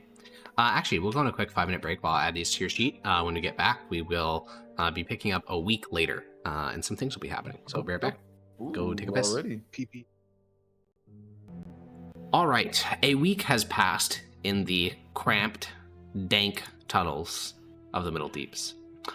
In that time, a number of different tribes, tribe being a generous thing to call them, have been integrated into the blood spores. The entire upper Middle Deeps, which is a fucked phrase, but it is the most accurate term here, has been integrated into your tribe. So you have territory spanning from the pitch to the Yod Stair, and from the very top of the Middle Deep down to about the middle, which is where other tribes still hold power. The most notable people that you have integrated is Snarg, the Wound Leaper, which is a very nasty bugbear. The only reason you managed to not kill him was because Munch and him had kind of like a staring moment, and then Munch flexed his muscles, and Snarg didn't think he could win. Not yet, anyways. You also got Plonk, who managed to wound a couple of you with little traps and stabbing at you until you eventually cornered him. And lastly was Kovaron, who came completely of his free will because he saw Mardak's glowing eyes, and he asked to be Mardak's priest because he too believes that he's received divine revelation from Dominus. Oh god, there's more of them. Bro. I just feel bad for Jackson. At least there's some Grosh worshippers that you guys have managed to integrate. The Anket worshippers are getting so cocked. Cat economy is down horrendous. Who wants to worship Ankat? Oh my god. Plonk is not But yeah, Plonk so the way the anymore? Whip Priest works is they have a bunch of abilities, but the most notable one is that they can whip creatures to basically give them action surge, essentially. Yeah. How much damage does this do? Not as much as you would think. It does I have damage to them. 22 hit points. Yeah, so it does 5 damage to the Hobgoblin themselves, and then it also does 5 damage to the Oh. target. Technically it's a roll, but that's the average. Oh, Yeah. wait, what's the 4 roll? plus 2? It's a 2d4. Ugh.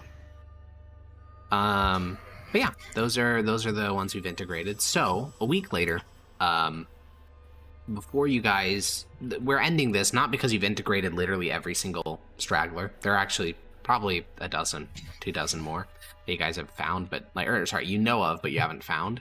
However, this is going to be interrupted because a new situation is going to come before you.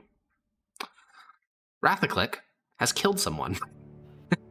Classic. The Just problem, went over this, bro. Yeah, well, it's relevant. It's justified in his mind. So Rathaclick will not get turned in. He'll just turn himself in. Like, he'll call a meeting of the council, and as you guys are all gathered there, he will say, "I've killed a member of the tribe." Why? He struck me. Oh. Why? Why did he strike me? Yes. I said that he was a pathetic example of a Dominus worshipper. Oh, you killed the Dominus worshipper? Yes. Oh, all right then.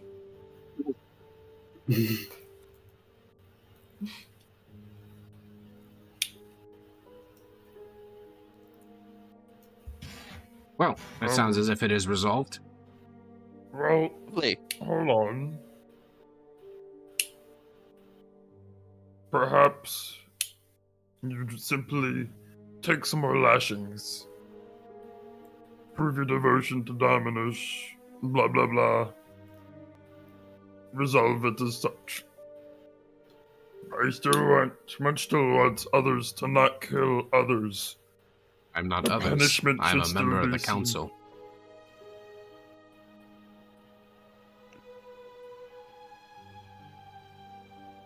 I'm gonna like Doesn't whisper mean to you're like above whoever's the like rules. right next to me. Probably his. Are members of council exempt from rules? No. We've never decided that. Normal Or- tribes, the big one would be exempt from rules, but obviously your tribe is not a normal tribe. Yeah. Also, the person he killed is Hathrar, so Yarrow, one of your like devoted followers, is dead. What? My god. You We now love have to see three Dominus infighting. devoted fellas. Should we not punish like as of council? Or is our council not hurt, have to abide by rules?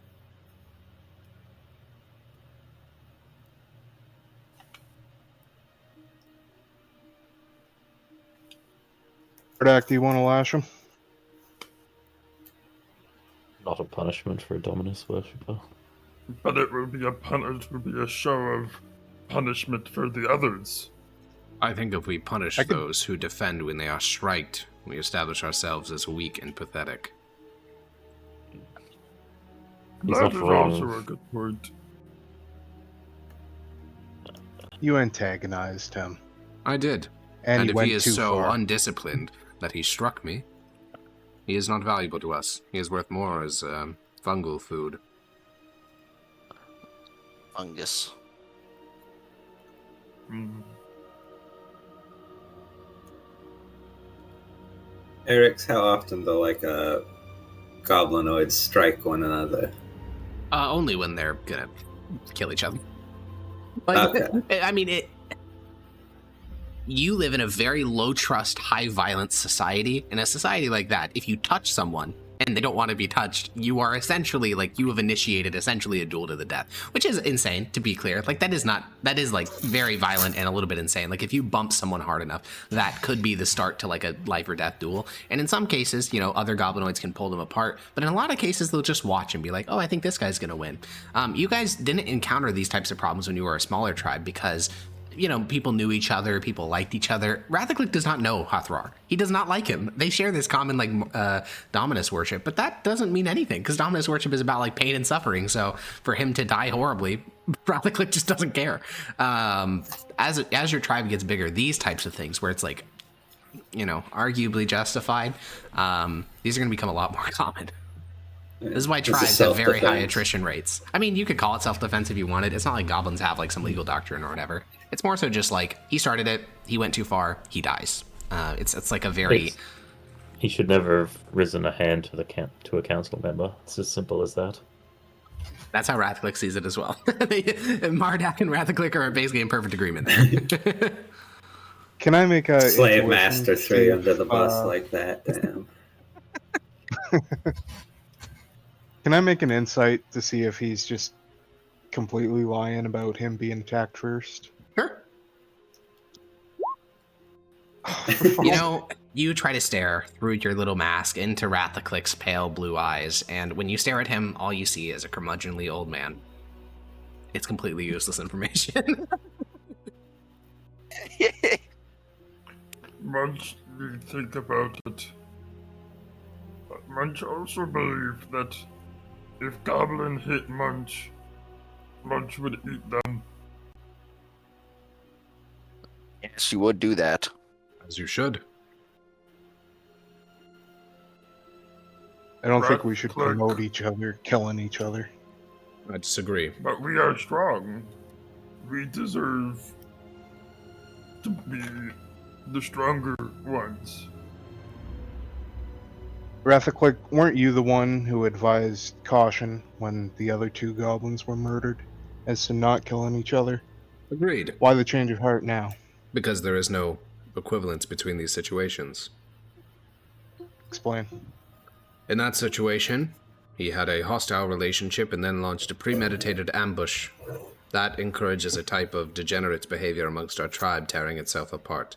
In this case, I would not advocate that I be punished, because I simply took out a weak link of the tribe in a moment of relative passion after he had struck me.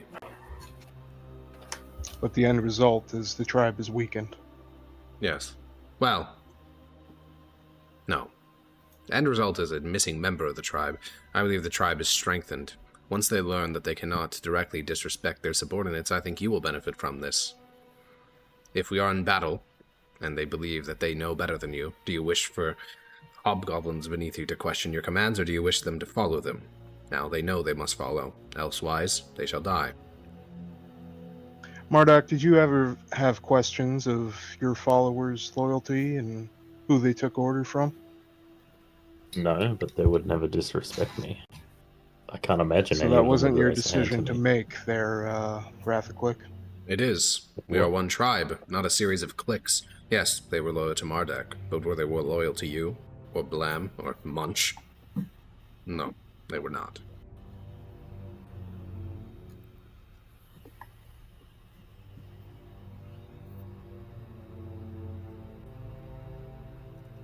I sense that the idea of members of the tribe dying repulses you, and I think in some cases I can understand it. Needless death is unvaluable. But in this case, tempering our tribe, making it stronger, there's value in that. Munch agreed with Rathclick. When Munch was big one, if any goblin struck Munch, Munch would have eaten them whole. Like nods, and I saved the body. Respect. This is a good point. Yes. We must have respect. We must have control.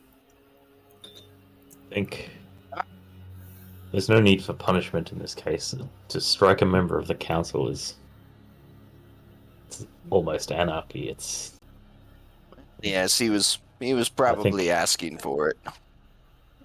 killing him is one thing. Rathaclick seems wise enough to me to reflect on whether this was the right decision. I don't have strong input on this. The tribe is stronger than it was before.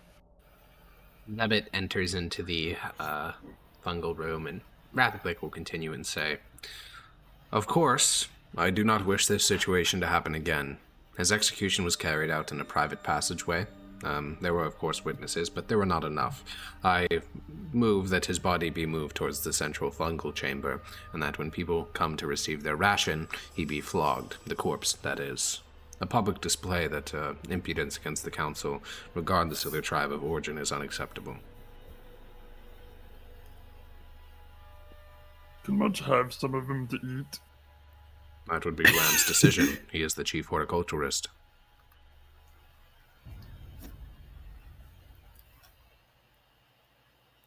How many fingers am I holding behind my back? Uh, 3. Oh my. Yes, I suppose you may have some. That was unanticipated. Well, I'm gonna whisper to Blam, you should have lied. You're right, I should have.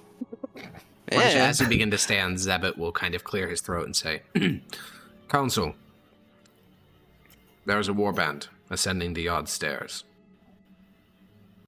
Redweeps? Yes. I did not spot them. One of the new hobgoblins did. Drazon II. I had 2 of them. They were under your orders. They were positioned near the yard stair. I told them to keep their ears peeled, and if they heard anything, look down. They are quite low on the shaft. We probably have another 40-50 minutes before they arrive into our territory, but there are 50 Redweeps and a golem. Oh, fuck. Hide. We must.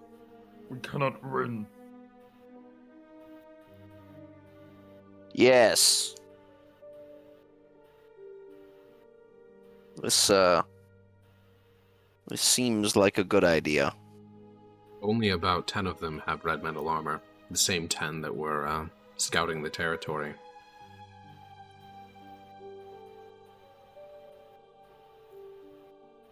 You think we might be able to redirect them to a different area? I'm not sure. We hide. Like harass them from a higher vantage point and lead them into territory that isn't ours? You could try.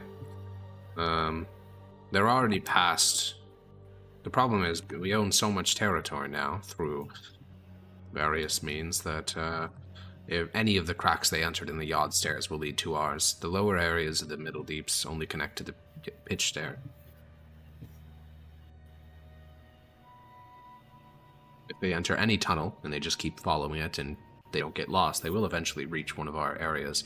Of course, the odds of them getting lost are high. That's what happened last time, but if they're coming here in force, I suspect it's with purpose.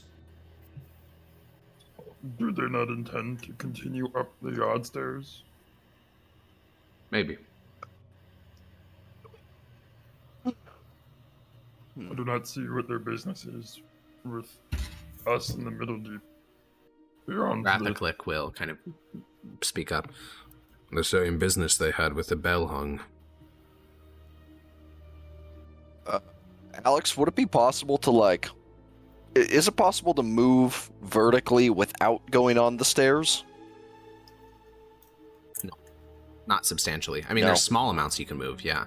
So just to give you... actually, we're drawing up the visual again. I don't know if I've even drawn this yet. It's actually worth doing. You haven't. Okay. Let me... I want to lead them so to confident. the... Yeah, so I'm just going to describe the whole...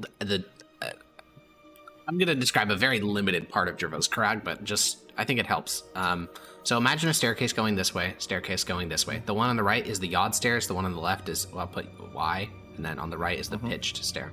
So they meet at the bottom. You've never been here, but this is called the Great Stair, so we'll put a G here. And then this connects to the lower deeps, so we'll just say LD. This goes up somewhere, this goes up somewhere, doesn't matter. The middle deeps are basically like here, and they're not like a deep in the traditional sense. A deep in the traditional sense is like a giant area carved out for inhabitation. The middle deeps are a series of like mining tunnels and little foundry. I mean, you guys know what they are. You've been vibing here.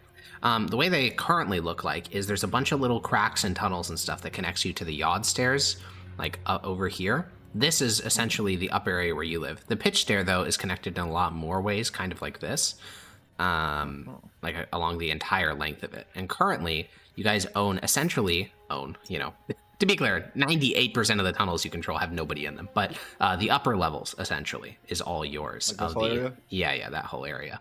The other areas beneath you are like the magma pool, which you have a view of, but is not currently in your area, which is like kind of over here.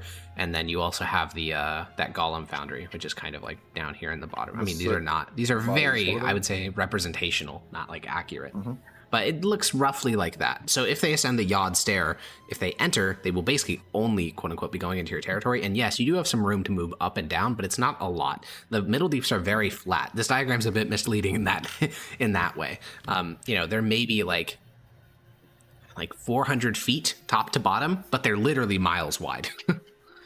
So yeah. But would there be a way to lead them to the Robert Downey Jr. tribe? Is that the one in the foundry? Their box of scraps in a cave in Afghanistan? Yes, there would be. You would basically have to lead them to roughly like the midpoint of the middle deeps, and then you'd have to bait them down that one tunnel with all the copper in it, and then they would just, I mean, they'd be walking right into their territory. Yeah.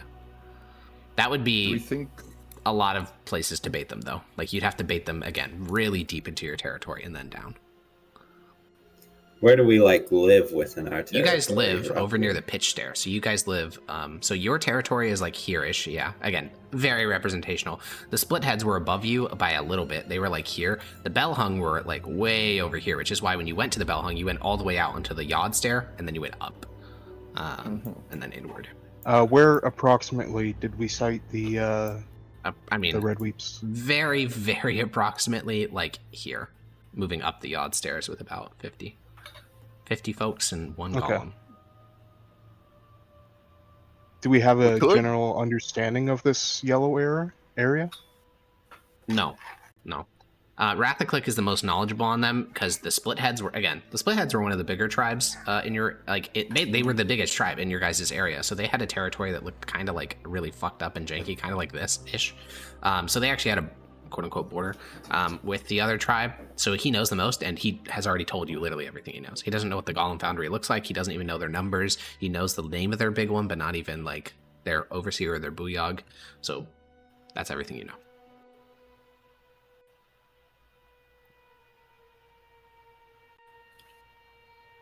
Do we think?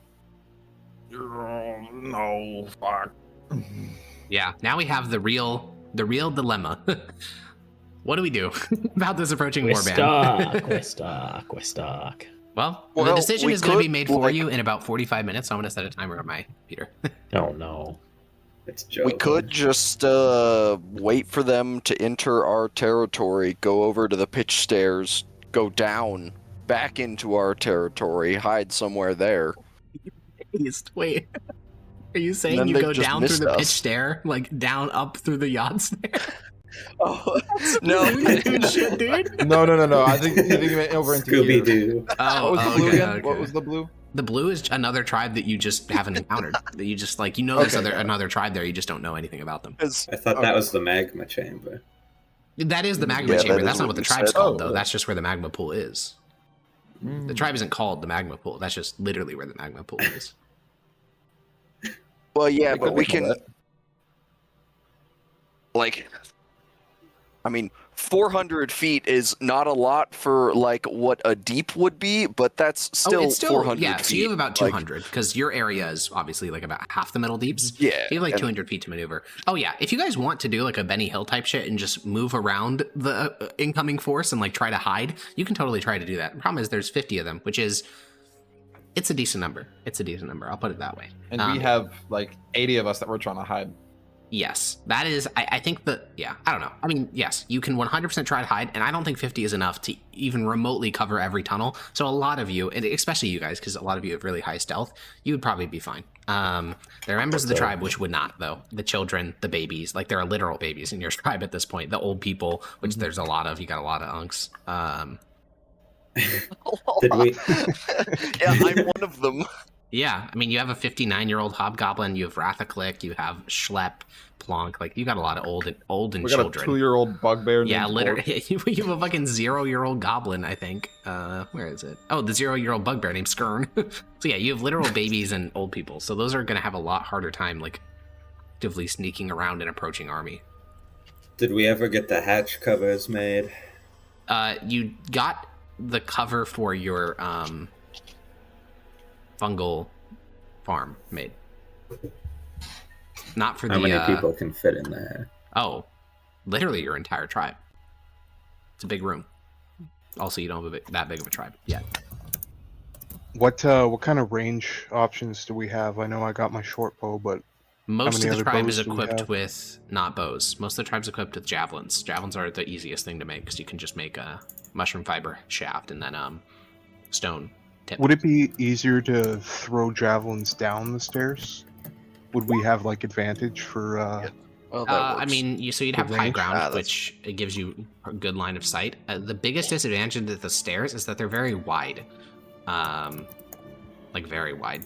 They could march 4 abreast, or golem and then 2 abreast. So your numbers would be, I'd say, severely disadvantaged. I'm thinking just like volume of fire. You could try. I mean, you know throw- that they have 10 crossbowmen in Right. red metal armor with red metal crossbows and bolts and stuff. I think we're just going to lose any direct confrontation. Well, Yeah, if we are maybe. doing any confrontation, Unless we need to, can like do split it- them up. Yeah. Well, we need to do it what in I'm our thinking. territory of the tunnels for sure. Yeah, what I'm thinking is we be just outside our territory on the yard stair. We be lying in wait, kind of sneaking.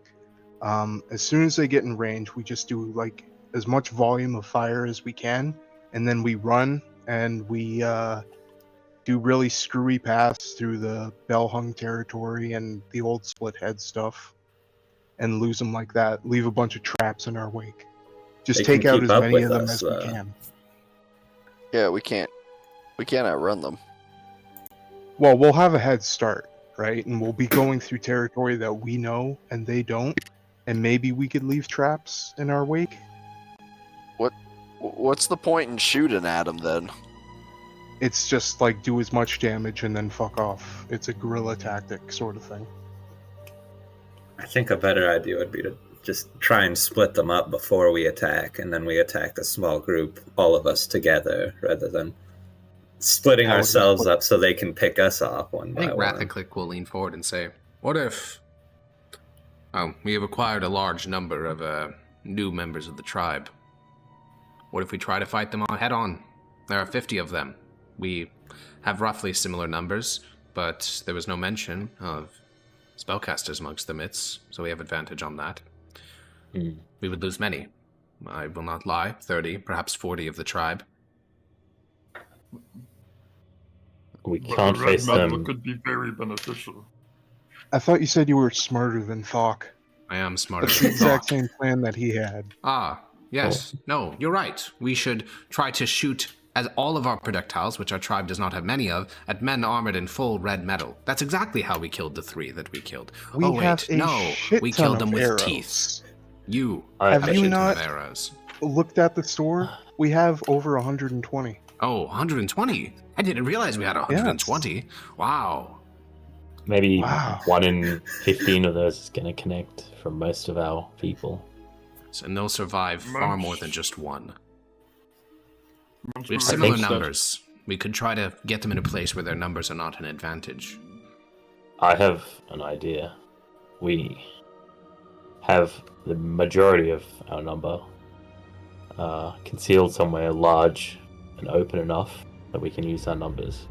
And then we have a smaller party bait these guys to follow us. We can't fight them somewhere where they can funnel us if we're going to use our numbers. We have to pull them into the open and encircle them so they can't fight in a formation. Well, there are a number of critical junctions. Between us and the Bellhung, there was a triple passage in which 3 tunnels converged and connected to one. If we could bait them down that, we could hit them from 3 sides, while they have only one.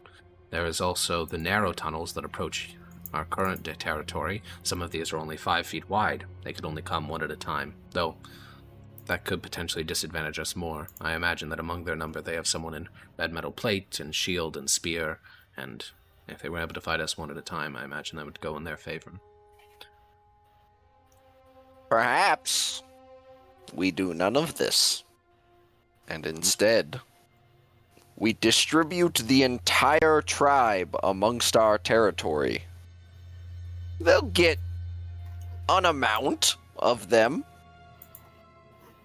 but they won't get all of them. What if they don't Why leave? won't they get all of them?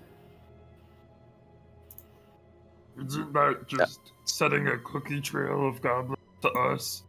Yeah. Once we see it that way. I doubt Well, they have no. a time limit. They could just spend their time hunting down each and every one of us. Good luck convincing most of the goblins to go along with this plan. I don't know. For once, I do not think convincing them will be a problem. We will whip them if they decline. But I do question the overall wisdom. We do not know if they have any time limit, as is said. How much time left in the timer, Alex? You guys have 37 minutes. Okay. Still a decent. Do we have any poison at all? Have I been able Munch to has make one? maggots. If you don't have any currently on your sheet, then no. You guys have actually been very busy with tribal integration. I mean, you've been doing the last 2 weeks. It's been tribal integration. It's been mostly that. You've been doing that for 16 days straight, basically, every single day. Oh yeah, I don't even have a poisoner's kit either. Yeah, and no traders have come through either stair in the last 16 days, which is not entirely unusual. But the lack of venom drinkers is disappointing. Unfortunate. We could have just poisoned some food and left it lying around. I'm sure they would have eaten it. Oh, yeah, Wrathcliff would know what's in your guys' stores. Let me see if there's anything that would give him an idea.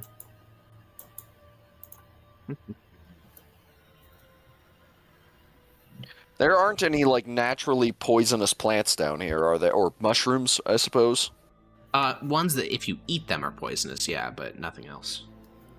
And when I say Yeah, poisonous, yeah, I don't if mean you- lethal. if- It just gives you a Oh. fucked up stomach. Could make them all shit Because in themselves. Dravuzkarag, you know there are mushrooms like that. They just don't grow here because there's one fungus that grows in your territory now. There used to be about half a dozen, but...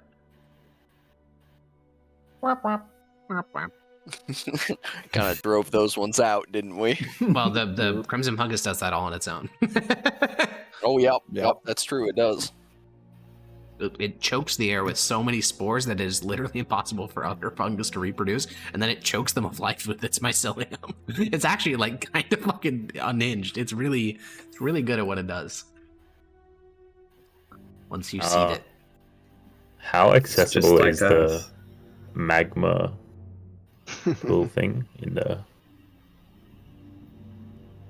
What do you mean, how accessible is the magma pool? Like, if we're trying to battle them, can we try and back them into it?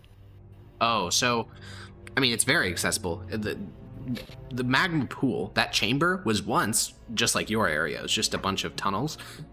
Of course, when the Type 10 overheated, all of it turned to liquid. The ceiling also liquefied, joining the large pool. So it's just this giant chamber of, like, here is liquid, like literally like magma. Beyond it, it's like rock that is quasi-liquid. The answer is, it's almost impossible to, like, trick them into walking into it because they would feel the heat from, like, super far away. I They guess. would feel like I'd know their skin would something's start up. baking long before they got into the literal magma. I was trying to wonder if we could, like, use our numbers to slowly push them back. Then we don't have to necessarily win the fight. We just have to Yeah. make them fall back. Unfortunately, so they if don't you go for it. went through the flat level, they would feel the heat long in advance. The only place you know of where you can look at the magma pool and not, like, get burned alive while doing it is that observation room. There, you could probably drop them into it, but how would you, it'd be very hard to get a warband of 50 goblins into that room. Yeah, never mind. Abandon that idea. Bad idea. Hey, this is a part of the process of ideas, brainstorming. You're going to make a lot of stinkers. What are the odds we could just hide in the mushroom? I don't know And if I what can put a are- number to that, but Yeah. it'd be a Like, tribe-wide we don't even know stealth if check. Ooh, that's hard. And if Well, we're it'd discovered, also be luck. like, So there'd be it's pretty doom. there's basically just two factors to consider. One, does the warband go all the way to the pitch stair to look for you guys and find the tunnel where your thing is? Then, if they do that, and again, they could have infinite time to do this. I'm not saying they do, just they could. If they have infinite time, they will eventually find it. The question is your tribe basically stealthy enough to ride out however long they're looking for you? That's the only equation that matters, and that that's a vibes thing. I can't really answer that. The odds of success. I think our best chance is to, like, get them into tunnels, right? And then, like, what we can do is like if there's a 3-path converging tunnel, we can like split them up midway through so that we're like surrounding a smaller part of it and then ambushing another part of them. This is So it's like also splitting them Rathaclic's up and idea. surrounding them at the same time. Yeah. And I think like we just take our strongest warriors and just like hope for the fucking best. Yeah, this is also Rathaclic's plan, but he wants to bring literally everyone and use the rest as like fodder, basically. Like, Not how the many of babies. them do you think we have to kill to drive them off? I think Rathaclic will look at 'Cause, Mordak like- and think about that, and he'll say, Mordak, we are the closest representatives of the Redweeps here. I mean, we are hobgoblins who respect order. Do you think that killing their commander would be sufficient?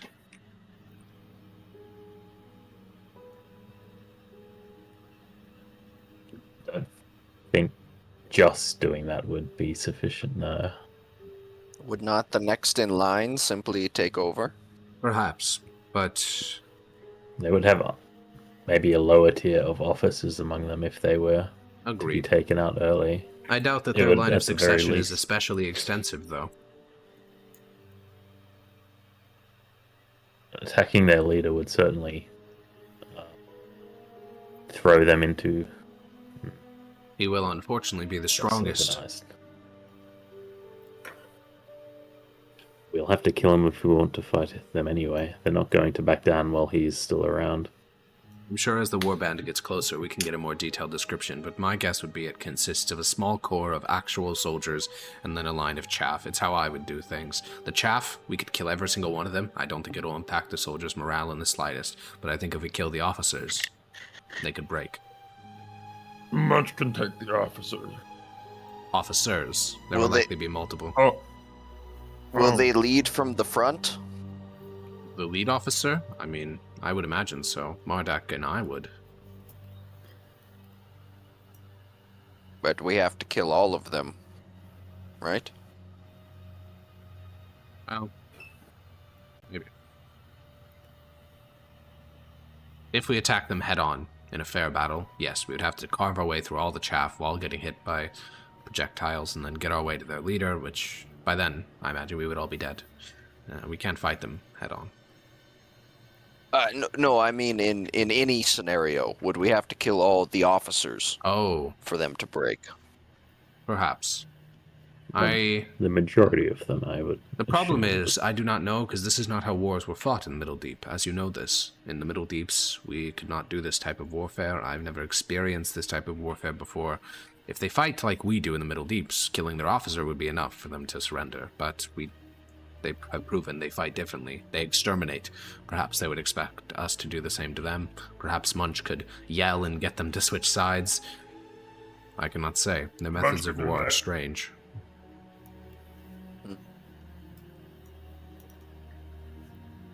You have also fought a golem. I have not. What can we expect from it?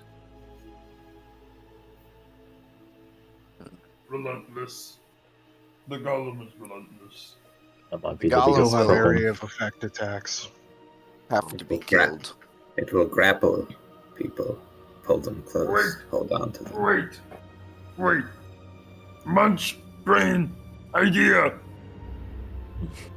Do the good lord. Redweeps control the golem? Zebit, who was Yeah. the sentry, will nod and say, "It seemed like it. There were 4 riding on its back." How control it? I don't know. With that Would little, it be like controller? yeah, What like if, one that we found. right, if Goblin steal controller, we use golem against them? I can go to the stair now and ask the scouts what they saw, but to get there and back will take up most of the time we have remaining before they arrive.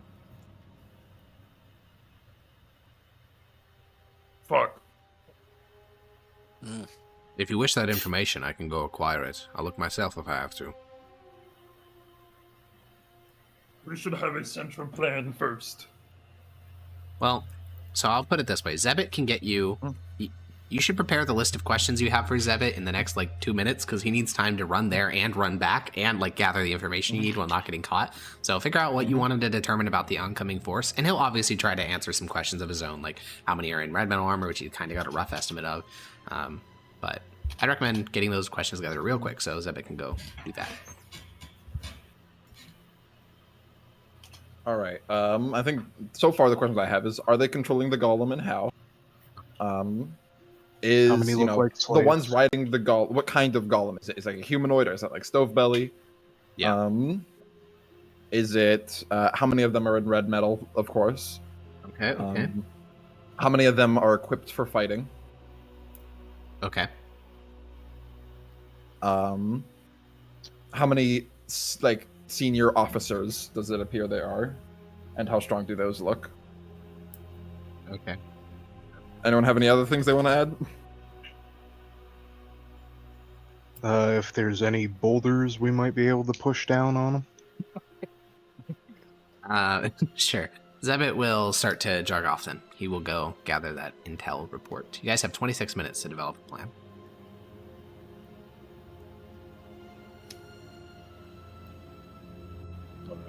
I have an idea of how we could maybe get at either the golem or their leaders, depending on what we find out. Well, you're not going to get that It would- information of what you found for another Well, no, about but 20 minutes. It should work for both of them, I would hope. The basic idea is we just array like a group of kind of members out and have them behave like normal, how you would normally fight down here, throwing javelins, trying to, Yeah, skirmishing. skirmishing with them, and then we conceal ourselves, and when they send in the chafe to deal with them, as they'll view it as beneath their officers. We come in and try and either decapitate the officers or go for the golem.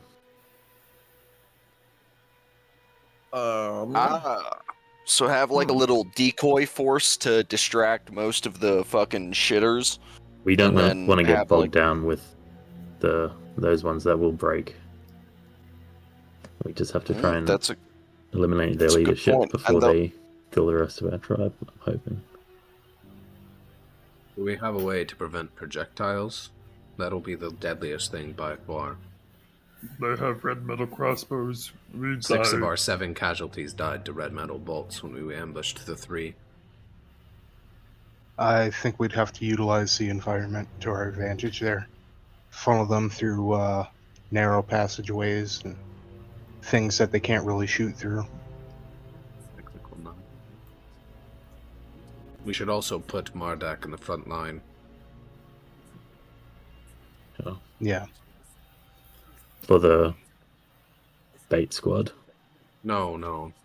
When we attack them, your shield, your body, you're big enough that you can cover up line of sight, blocking them from shooting at goblins behind you.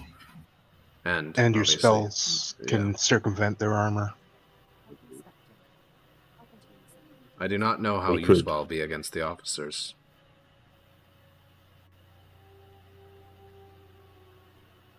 Yeah, it'll probably be the charge of the rest of us who can't get past the armor to take care of the shitters.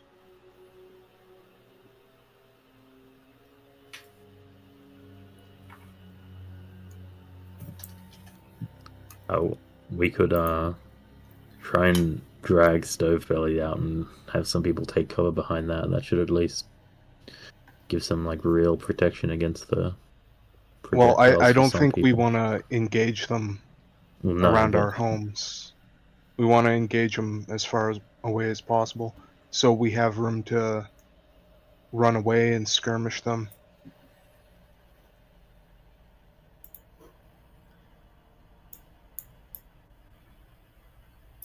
Like, we have home court advantage. We know they're coming. We can get, like, maybe a surprise round, then run away. And then as they funnel through these narrow passageways, get another surprise round on them, run away, rinse and Convinced repeat we can until... run away. Again, there. Perhaps it is different for Munch or Mardak, but and myself. But for the 3 of you, I think that goblins can be struck down in a single volley of bolts. I'm not getting anywhere quickly. I can't. It might take them a while to take me down, but I won't be able to get away.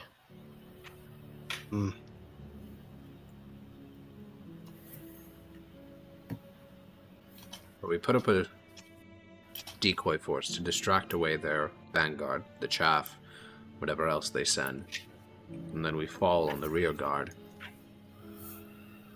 It's not a bad plan, but we'd have to make sure that whatever we're using as a distracting force is made up of some of our weakest. Expect them to die. We need to make sure all of our strongest warriors are brought to bear against their officers.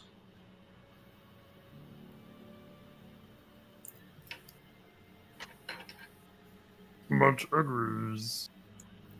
We do have one advantage over them. Morale. For us, this is life and death. The men of our tribe know that there is no surrender. They will be slaughtered like the bell hung. They, on the other hand, who knows why they're here? We don't even know why they're butchering tribes. Oh, I have one more question. Are the guys who are riding on top of the golem armored?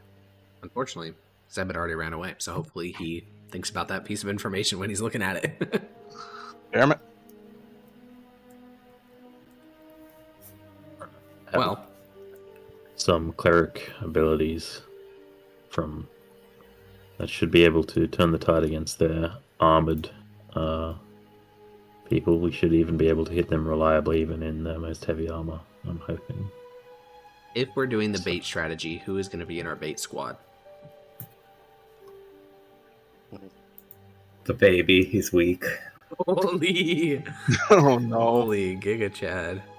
My 1d4 commoner stat block king. Who Should we gave put him someone who that gave him the note look- pants Oh. shitter? That's fucked up. He doesn't wear pants. What's the hobgoblin that always gives Munch a hard time? Should we put him in charge of them? Or the Hobgoblin bugbear that that gives gives me a Munch- hard time? Yeah, the bugbear. That's Brosh. Brosh. Bosh. Yeah. He's strong. I'd like to have him actually help us kill guy people. I would too, but they have to believe it. They need at least one person they can look to and say that's their leader. We need to send them. Brosh does look like a big one. Basically, like if he were in his own little, if he was in his own tribe, he probably would have fought Munch to the death for leadership.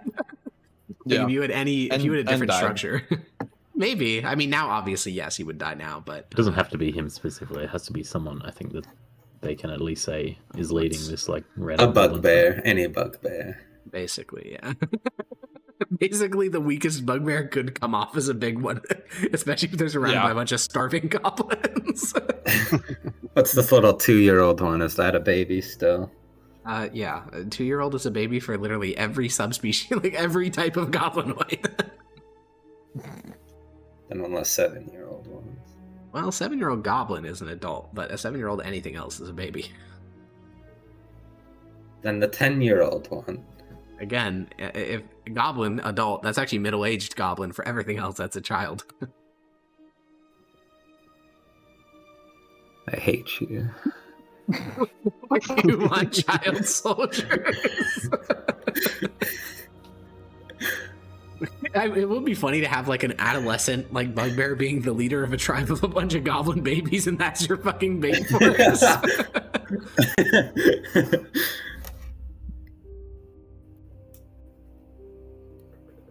Well, we have 20 minutes now. What are we thinking? Or 19, I guess.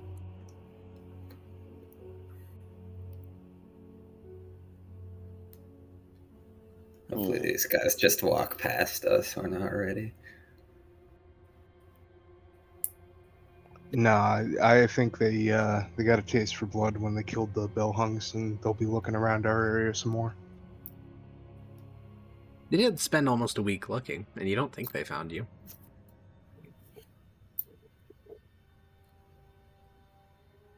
I do think it would be weird for them to go all the way to the pitch stairs. We still have a These are plan. weird We should pillars. just assume they're have going the- to look for us because So is plan, just to clarify, is plan A to basically remain in your side of the area, and if they get closer, then you employ plan B, which is the hit and run, decoy, attack their officers thing?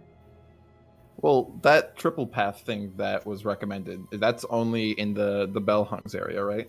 It's closer to the Bellhung than you, but that was actually formerly a part of the Split Head territory. That's why Wrathcliff knows where it is. Oh, okay. At least that was the thing, is I just want to be like all the way at the yards there. You're not all the way.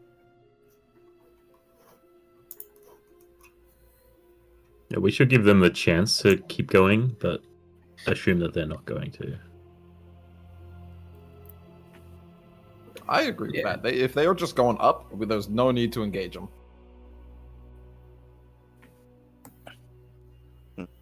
So plan A is easy. Plan A is do nothing. Now what about plan B?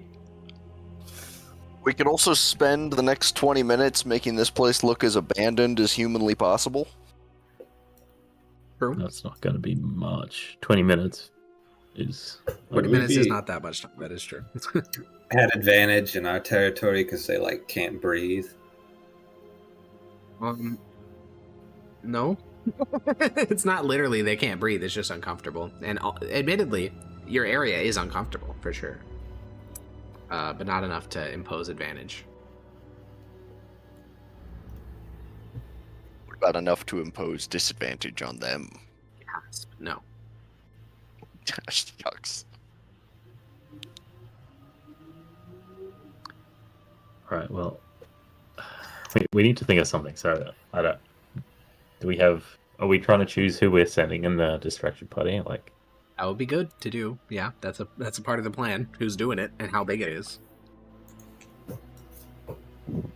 How many members do we have again? 43 fighters. 43 fighters, and the distraction party is to be composed of fighters? Doesn't have to be. I'm just telling you how many like combat capable. You have 43 combat capable members of your tribe. We're gonna need all of them to fucking fight, kill the officers. And then you have a total of like 20 children, I think. We can't just have 21 everyone children. that can't fight in the distraction thing. Oh, sorry, you have 22 children. No. 22 children. How many old people? Old people are included in the fighting. Oh, okay. Yeah. There's There's no social security in goblindom. I think we should more divide our, like, pull our strong people into our group. Because we can't have a Unfortunately, the huge number of group with strong us. people is really small. Well, how many people should we bring with us? Maybe we should... That's a start with good that. question. I will say the number of strong people that you have, like that I would classify as being more than like die in one hit, is like 18, which is about half of your fighters. That's a good amount. 18 excluding us or including us? Excluding you. With you guys and Rathaclick, and if you want to include the depressed Booyog, that's 25 total. the depressed Booyog. Maybe send the depressed Booyog into the distraction party and give him some release from his agony. The You know, he split doesn't heads will be literally- so sad if he dies. That is, well, there is no split heads anymore, right? Clueless. Surely they're a part of your tribe and they won't care if their mascot and prophet dies. I'd be Okay. sad if he died. All right. At some point, like, we have an amount of fighters that just gets clumsy to have. Where are we planning on fighting them? In that if we do lure them away, we're just gonna find somewhere that's good. I believe the proposal was the triple tunnel. That's what Rathaclick advocates for. He advocates that you bait their chaff down one of the 3 tunnels. You guys are hiding in some cracks. And then when their officers, or when their chaff gets far enough away, or when the officers advance to like being equal with you, you burst out of the cracks, hit them from all sides, and hopefully kill all their okay. officers. Could we lay a bunch of wood, and I have a bit of oil there, so once they chase us in here, they're in their choke point, we could set that wood on fire? You could do that, but no sane person will ever walk into ever pursue people down a tunnel where they can see a trap in plain view. Well, it'd just be like scraps of wood That's not, all brother. around, right? Wood is not common. Wood is not like that's like as rare. That's rarer than metal, actually. That's like rarer than gold. In fact, it's more valuable than gold too. And if one of those is just laying across a tunnel with covered in oil, that's the most suspicious shit ever. That's like seeing a tripwire. All right, we have 40-something fighters and like 2 tunnels to come out. Do we want to just split the force in half? Well, you need a bait team as It's well. like, yeah, that's what I'm. Oh, you're saying Sorry, you have all the yes. shitters Split be the on the bait force. team, and then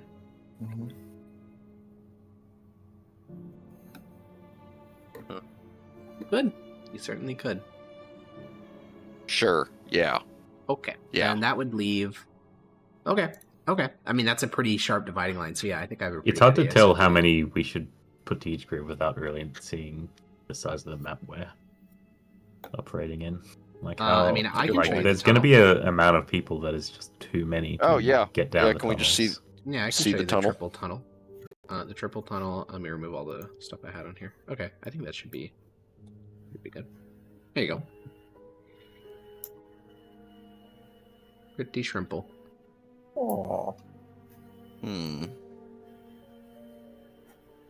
Note, I will say, since I have eaten my maggots, I can one-time use it. It's a con save, so it'll, get past their armor. And if they fail the saving throw, they take a bunch of damage and are blinded, Ooh. which is really good. All right, that is good. Let me actually double check people- for how long though, real quick. You think 20 people would be too many for this map?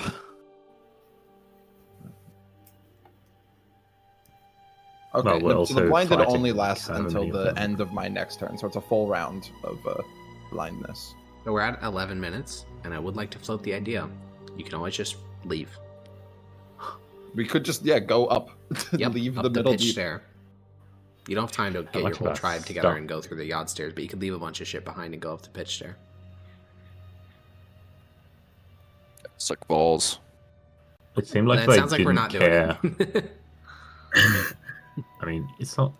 We don't have a Seems lot like of they time to didn't plan, so care we got to to discard loot ideas anything like from- pretty quickly. Yep. Mhm. Yeah. I mean, Alright, so fuck it. this 20 tunnel is not that small, by the way. This is actually a very big tunnel. This is as yeah. wide as the stairs. You can fit 4 people abreast in each tunnel. 20 is not that many people to operate in here at all. Yeah. Plus, Yeah. we 20, can like 20 double is. stack goblins. I also range don't like units. the idea because they're gonna have like phalanx with their red metal plate, which means we will just like never hit them. They are organized. They will probably have, assuming they're as equipped as Mardak, around 26 AC. 20. Why Oh, 26? good heavens. Because they have your 24. armor plus phalanx. What was that? Phalanx just- is a thing that all just a feature hobgoblins they have, have? including including some of your guys. Except me. Well, because you're a racial hobgoblin, not a trained hobgoblin. Oh, sorry, it's 10 minutes. Zebit will return and inform you of a couple of the questions you asked. So, regarding the golem, the golem is made of red metal. It has 2 legs and then like a platform on which are standing a bunch of goblins. It doesn't seem to have like arms in any traditional sense. There's 4 people atop it. One of them is wearing red metal and he's holding a stone tablet. The other 3 are goblins and they're holding various ranged projectiles. Of the force that's coming up, there are only 17 that are wearing red metal. No, 18, sorry. One of them's on the golem. So 17 are wearing red metal. He thinks the rest are chaff, including a group of very vicious-looking bugbears. His guess is that the rest of those are chaff. As for the officers, he's not sure how strong they are. That's a difficult thing to gauge, but they're wearing red metal, head to toe. Did you get in change of how many red officers and like which ones were like? I mean, of course, he the doesn't- one that's on Yeah. the platform. Well, maybe. The one that's carrying the banner actually isn't on the platform. He's off the platform. He thinks there's probably 7 or 8 because 7 or 8 of them have whips and they have one of them has a banner and the other ones have like echelons on their shoulders. So he doesn't know like what those signify, but his guess is they look different. The other people in red metal are all archers as well, or crossbowmen. So he doesn't think those are leaders because that's not very hobgoblin-y to have your leader be armed with a crossbow. So he's pretty sure all the whip boys are, which would leave 8 officers. Yeah, gee, that's Did you so notice many any people with bolters? red metal. That's 17. He did not notice any bolters, unfortunately. That's Yeah. I believe it seems like the golem isn't like meant for attacking. It's just a mobile ranged thing. Yeah, it's also about 15 Yeah. feet high, so it would you literally maybe can't hit it from leaving ground is level. a better idea. 26 AC is. If they're in phalanx formation. Yeah, so we would need to do like one of those like tight one-on-one tunnels. We want to phalanx, break but- their formation. That would be ideal, but Do they get Yeah, but then phalanx we when have they're to fight blinded? one-on-one. Do they get phalanx when they're blinded? I think so. Yeah, I mean it's just being within 5 feet of an ally that's engaged in a combat. Damn.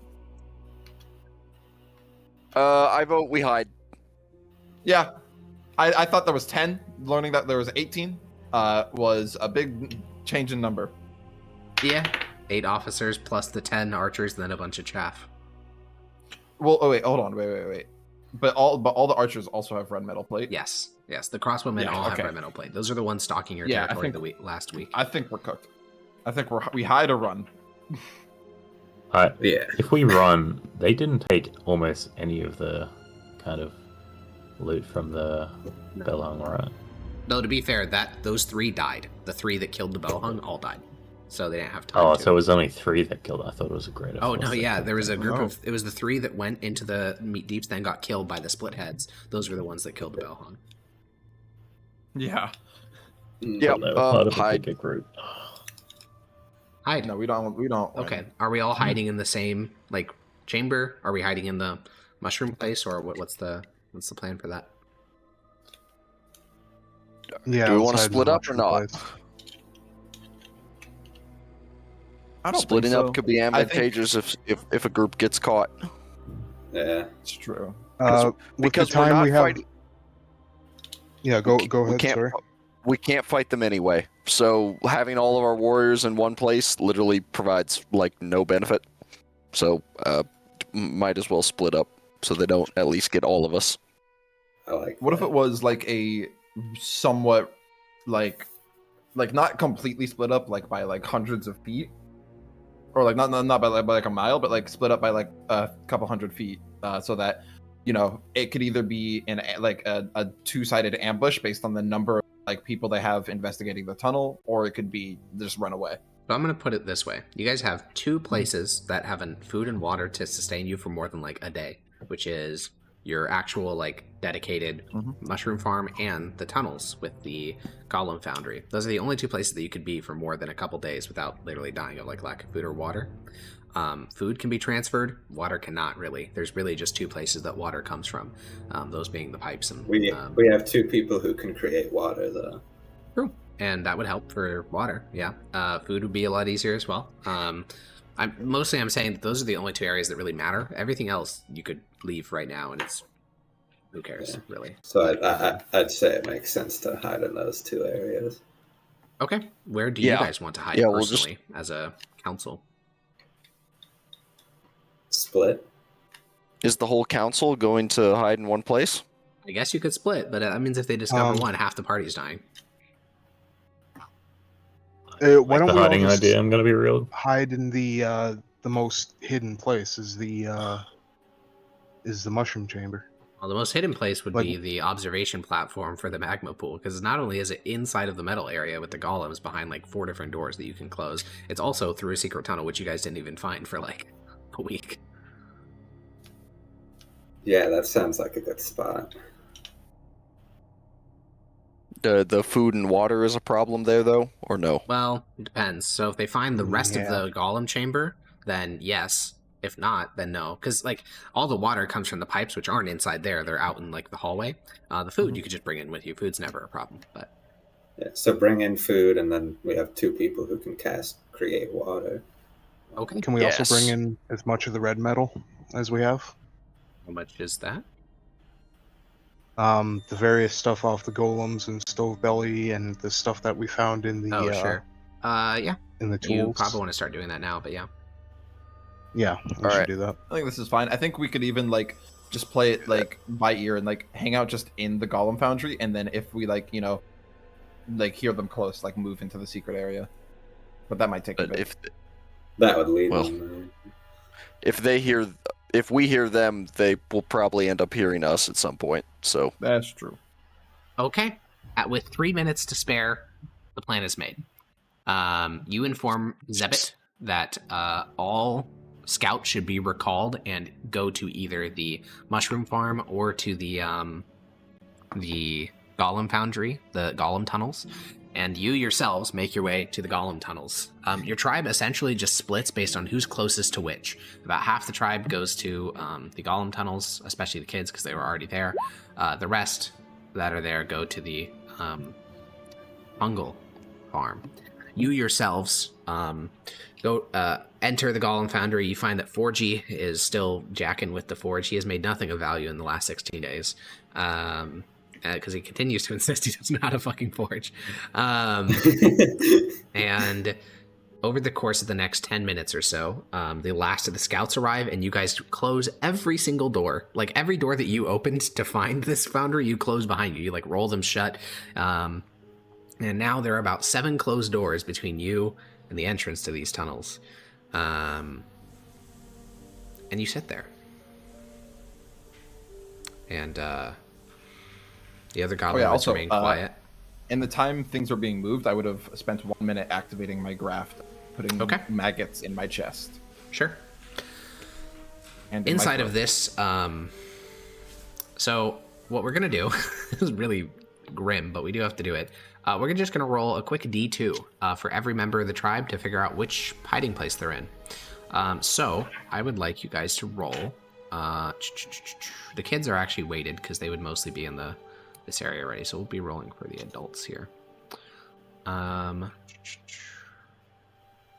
Let's get somebody to roll me 43 D2. Good heavens. Oh, good heavens indeed, good sir. Who's rolling it? Somebody once told me. You said 47 D2? World. 43 D2.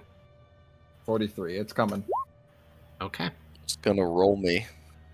So 2 is Golem, and then the other one is not. 1 is not. So let's get quickly updating the spreadsheet so we'll know. Fungal arm. So Wonder it's if it's just 50-50. Most Do we two want is to split Golem, one is dead. Do we want to split the council or all? We already decided. We're already in the Golem Forge. The time for that decision, unfortunately, passed you by. Unless you want to sneak out of the Golem Forge and go to the farm to be with the homies. Okay, and then we have a huge string of 1s. That's 1, 2, 3, 4, 5, 6, 7. Okay. 1, 2, 3, 4. Oh, fuck. Wait, I just realized something. Damn it. It's only the adults included in this, so it's going to be even more annoying. Well, I think this is what we will say. I will just mark the fungal farm, because then I can just mark the rest via... So, you guys sit in this tunnel. The time passes slowly, because it's not like you're getting status updates. There's no method by which to communicate between hiding places. I think that a lot of the folks you're with are already kind of mourning the ones that are in the other hiding place, mostly because like they're just not going to know if they're dead or not, like ever. So they're just kind of like, well, you know, it was a good run. You know, I like those guys. They were pretty cool. Big fan of them. It's borderline a coping mechanism. They're like, yeah, no, we're safe here, but those guys are fine. But we're safe. We're fine. And you guys continue to wait. What are you doing to pass the time? Where are all the veterans, by the way? Or are you still working that out? The answer is they're split. Okay. In fact, just due to chance, it essentially worked out that like most of your tribe, like most of the original Redweeps, Bloodspores. Most of the original Bloodspores are in the Golem area. Most of the new folk are in the fungal area. No, Clang and Fizzle are split up. No. Oh no! A love story better than spouses. Twilight.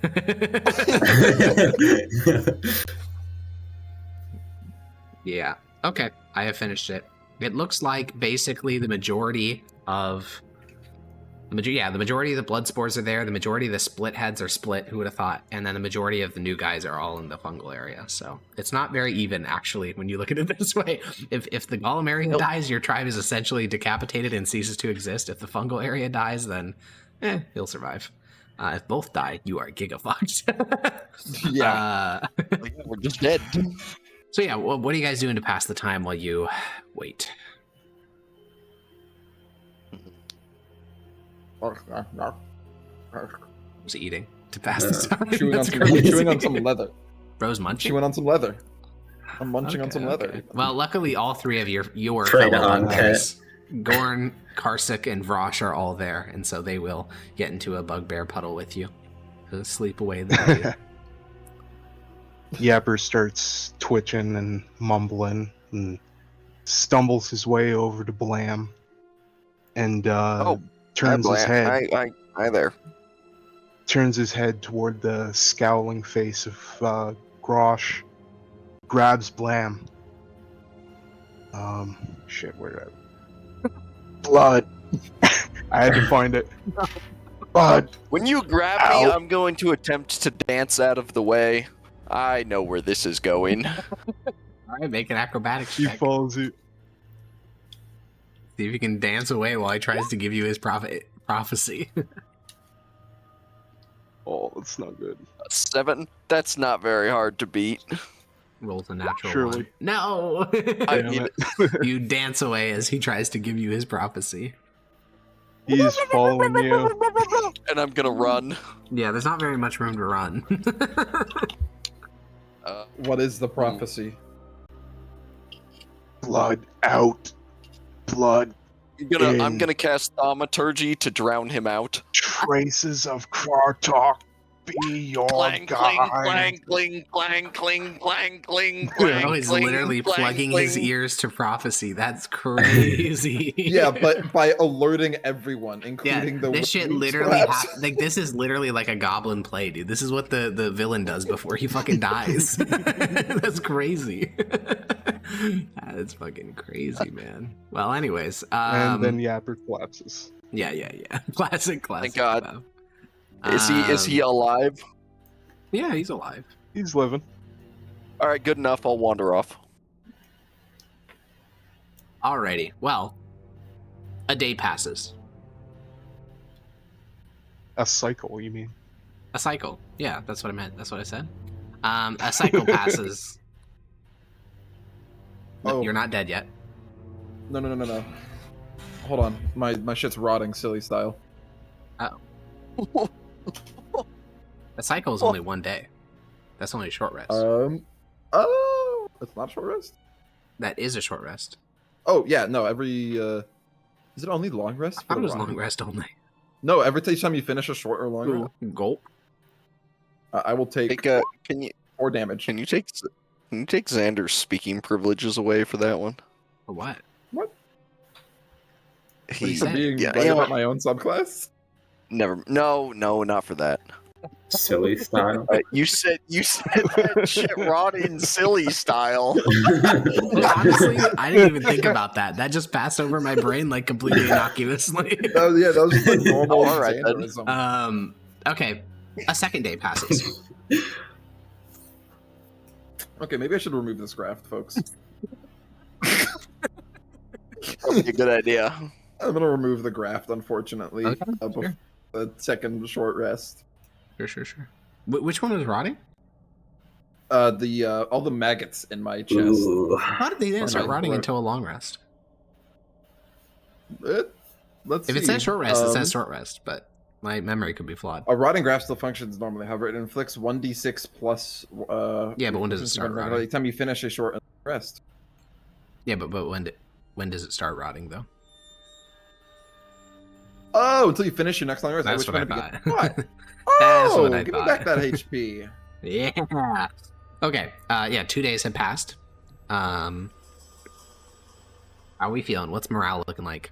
You guys have been inside the foundry, eating, shitting, farting, drinking. There's a poop corner. Bardic is just cross-legged on the floor, staring at the door, not moving, Okay. not saying a word. Shall we Bad check outside? vibes. I'm gonna be Bad dancing vibes. around, doing a little dance. I think Rathaclick will clap a rhythm for you to dance to. He's participating in Anket worship. He doesn't He even know. recognizes Ankat as a god, okay? I'll spend half an hour bumping into a wall, then look confused and wander back off to take care of the plants. Lamb biting. Oh no. Okay, well, 3 days have passed. Can I Cycles. start learning Cycles, fuck. runic from what's his face, 4G? You can add 0 out of 8 to your character sheet. In the proficiency Wait. section, you do language, runic, 0 out of 8. He refused to teach me. I thought he couldn't teach. Oh, here if he's... Yeah, I mean, he can't teach. That's why I said 0 out of 8. I'm just going to leave basic as 0 out of 8. Oh, man. Yeah, he doesn't really understand the symbols that well. I mean, his tribe can read it. His reading is subpar, though. You could also just try to teach yourself. It'd be a bit harder, but you definitely could. You have enough examples of the writing that you could just do it yourself. He can't really teach you, though. Ooh, I do want him to teach me how to use the forge better, though. He doesn't know how to... I don't know. Like, Not he's the made forge, nothing... the fucking panel then. Oh, okay. Computers. Okay. I was gonna say, he's made nothing of value in like 3 weeks. I don't know why you guys think he can forge. He's literally made nothing. Because he's lying and he can forge, but I don't press him okay, on okay. it. I mean, he did admit he knew the constituent components of bronze, but that doesn't mean anything. I'm pretty sure Rathaclick knew what those were too, so... anyways. 4 He's days not pass. even trying. What a loser.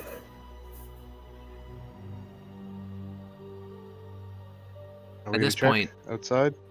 Are you? How long would it take to explore all the tunnels By one person? by a group of 40? Depends how fast they're going. Bro's not giving the answer under any circumstance. He What knows if I me. make a He knows perception me. check? He knows me. Alright, I'm gonna check outside. Okay. You start to roll on the first door, and you clunk, open it up. You move to the second door, third door, fourth door, and then you emerge.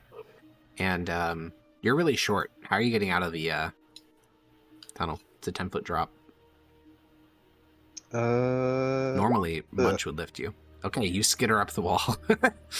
And this particular Them tunnel, rolls. the skull, so you guys leave like heads around to mark the boundaries of your territory, like filled with crimson fungus.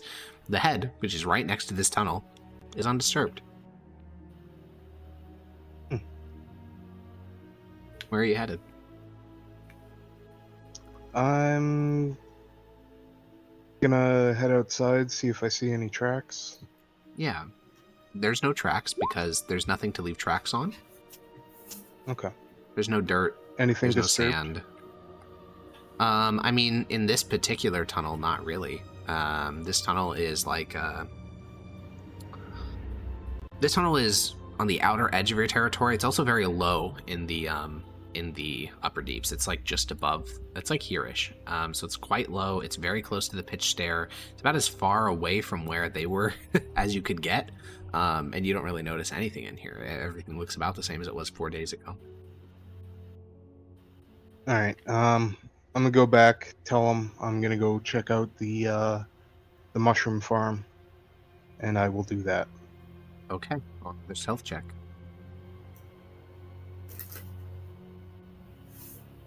Where's my sneakies? There we go. All right. You move through the tunnels quietly. You switch the faces of your mask so that Enquete points forward, because that's who you need to be channeling right now. There is a story from Well, the he early... faces forward anyway. Oh, by default, I guess, true.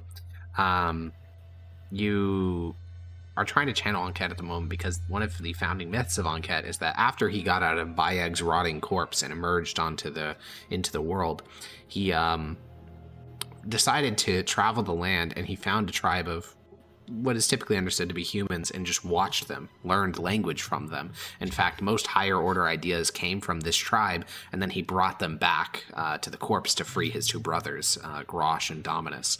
And like that, you need to be quiet, you need to observe, and going through your territory, it looks like most things are unchanged. However, as you begin to ascend, going up through some like spiraling upward tunnels, you do find some of the border idols, these skulls and heads with like fungus growing in them, have been basically tossed to the ground and smashed. Probably not by feet, because the smash marks make it look like a hammer or something, just like obliterated these heads. So they had reached your territory. You begin to get closer to where the fungal farm is. A lot of the alcoves here still hold people's private possessions, and they've been turned out. Like the stuff has been like tossed out into the tunnel. There wasn't a lot of time. Like even you guys have some private possessions that are still throughout your area. You don't have time to take everything. You can see a lot of little stuff. I mean, it's like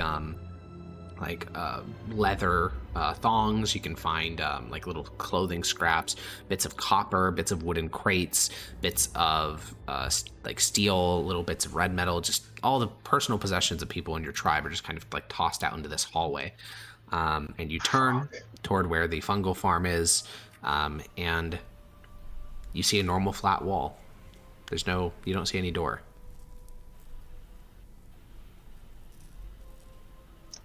I'll head inside. Yeah, you walk over to the panel. Do you like knock on it, or No. you just take it off? About to wall? get married.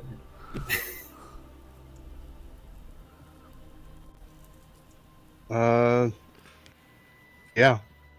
Okay, you reach your little goblin hands out and start to remove the panel. And as you move it to the left, I need you to make a dexterity saving throw.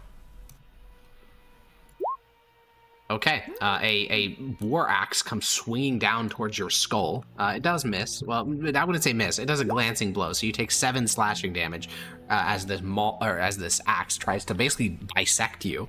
And a moment later, a roaring bugbear will storm out of the opening.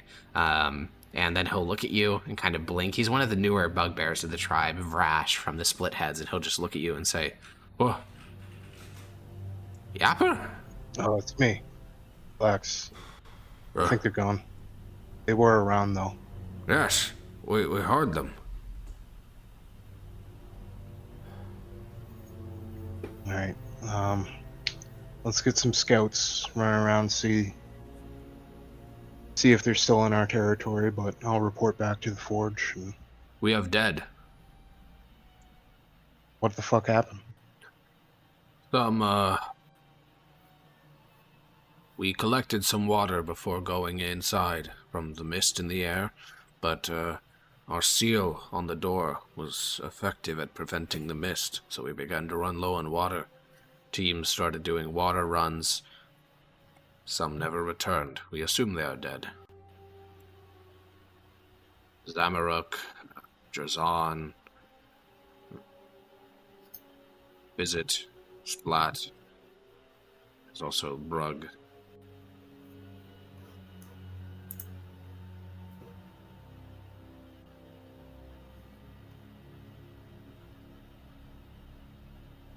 Do you have a solution to Alright. the water problem? Or are we done hiding? I'll give him my my water skin. Sure. He will drink it instantly. Frame 1. All of it? Fucker. Yep. All the bugbear, bro.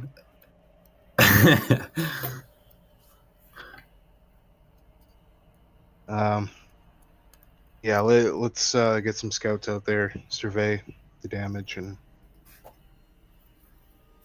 Alrighty. we'll see what to do next.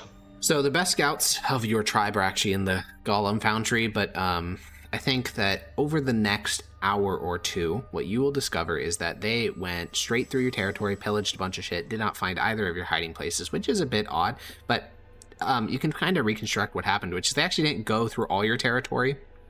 They basically just walked in a straight line from the from the Yod Stair to the pitch stair, which means they went right through the heart of your territory, but they didn't go down, so they didn't get to where the Golem Tunnel is. It seems like they, what it literally seems like is they went through the pitch stair, they went through the Yod Stair, walked to the pitch stair, and then just went back down, is what it seems like. Now, you don't find them, you don't find whatever, but it seems like they just spent 2 days fanning out through this area, killing anything they found, which you will later find the bodies of the 5 people who went out. They're decapitated, their heads are left in a pile near where your water pipe is, like the steam pipe that you guys use. There's 5 heads resting there. You'll later find their bodies in various states of mutilation. They're definitely tortured before they died. But other than that, you guys made it out scot-free. What Other is than it the with 5 goblins people who were- named? If we ever get a third visit, they're fucking dead. It's going. They're, yeah. It's not Every looking good visit for dies. It's not looking good for the visits and the Drazons. Visit bros, what happened? What'd you say, Jackson? I said, visit bros, what happened? Visit Bros. It is so over, Visit Bros. But yeah, they're not in the Middle Deeps anymore. Alright. So- Whose idea was it to hide? I believe it was That was Ethan's idea. Blam. My I was idea. thinking, I'm right just thinking, there. oh man, we're doomed. We're gonna get like killed one by one. It's over. I did roll. It's just that the Middle Deeps are really big, so their odds of success were very low of finding you. Unless they were willing to spend a long time. Turns out, though, their time was not infinite. They actually had a very short timetable to kill you all. They were actually hoping you would just come out and fight them. And you did not do that, which sucked.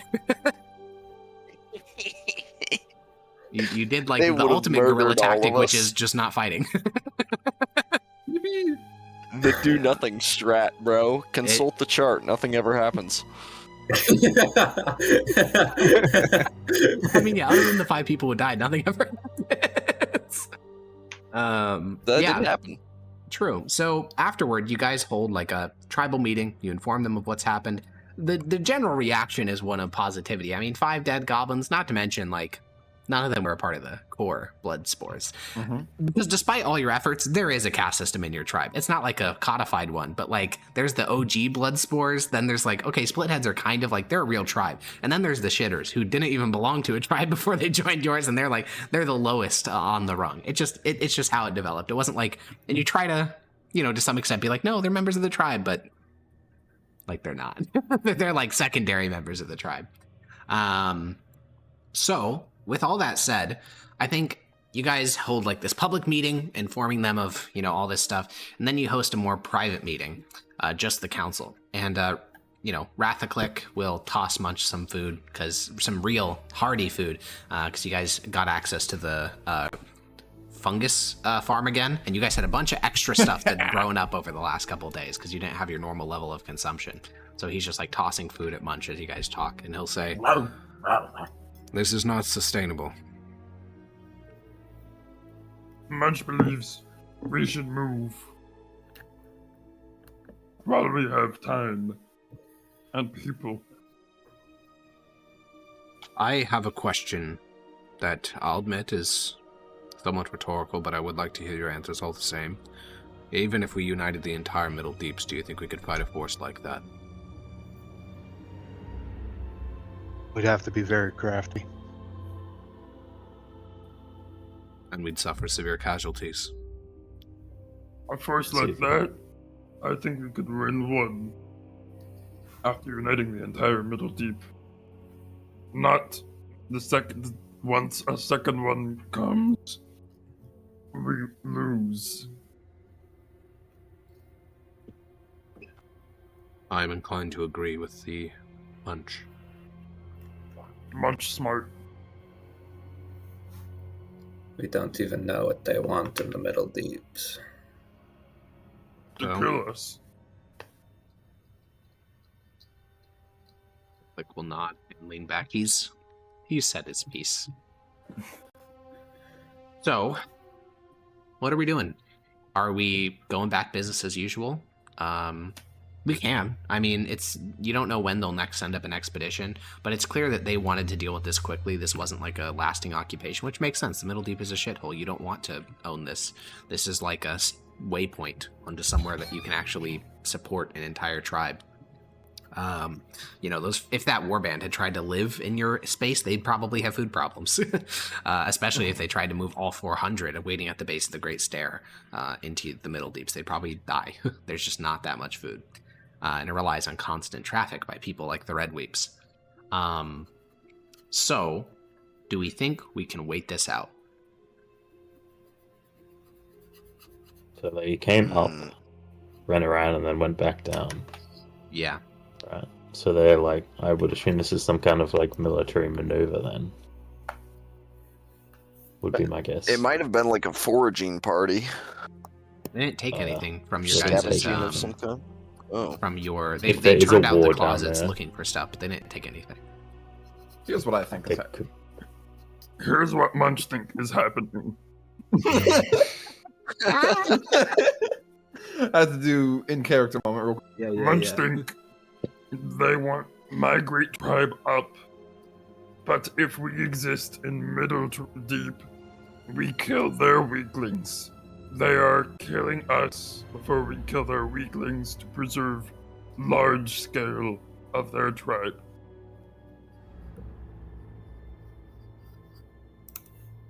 It guarantees safe passage through middle deep.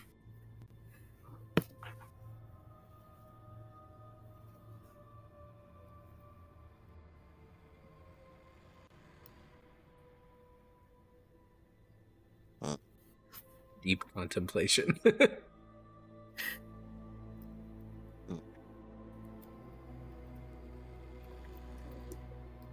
Oh. I see. Are you guys just completely averse to fighting? No, Munch like fighting. Fighting that, no. Munch die. Rathaclick will shrug. We had our chance to fight. We're weaker now than we were before. All 5 of those who died were combat capable.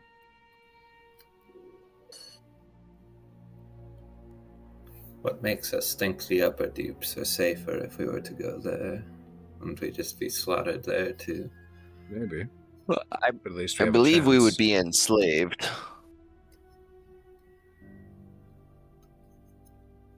If what 4G can be said about the upper deeps are true, we will be enslaved by the golem wielding massive tribes of the that inhabit that area. Is slavery not better than death?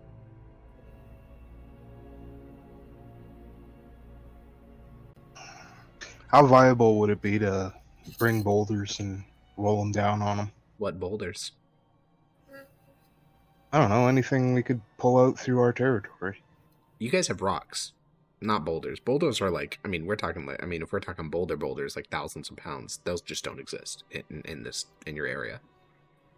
Hmm. Because like real life boulders are formed typically by like rock slides, and then they're weathered and et cetera, et cetera. But that just doesn't happen where you are. These are not real tunnels; they're artificially carved by the creators. There's no like cave-ins that we can pick There is. through and They're just like, for example, I mean, the way you got access to those metal tunnels was from a cave-in, but that is a multiple 1,000-pound slab of rock, not a boulder.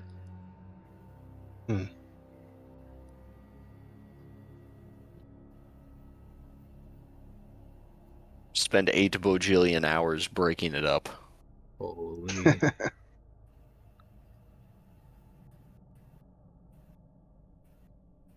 Well, it's a difficult problem, and until you're forced to make it, I think it sounds like by default we're just gonna keep keeping on. I don't. I think we have to move, and sooner rather than later is better. Mm-hmm.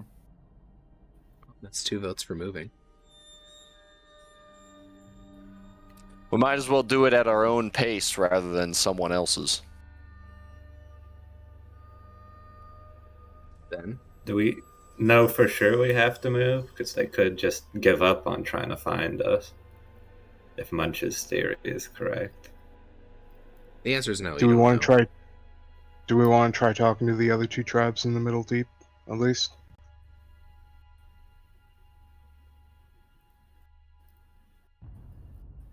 What would we gain? More Maybe members, play- maybe some better ideas on how to fight.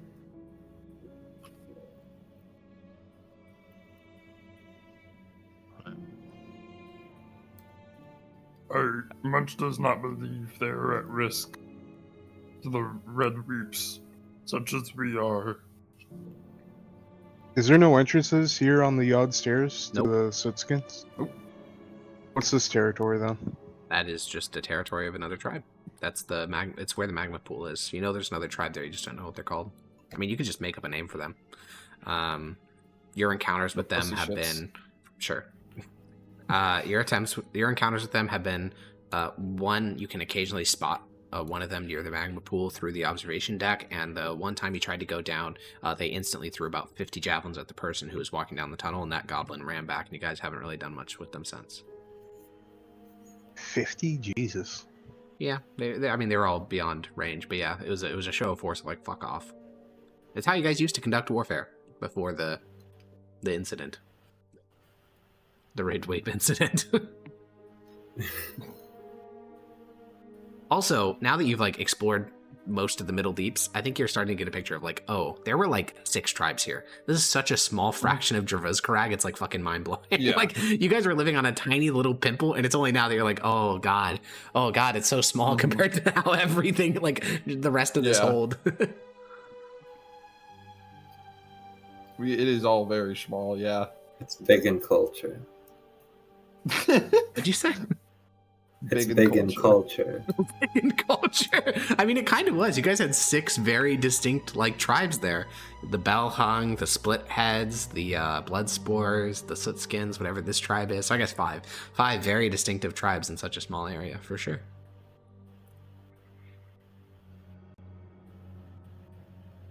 So, since you guys can't come to a consensus, I think time's just going to start passing, because if you're not doing anything, then that's what would just happen. Time would start to pass. Munch has said his vote.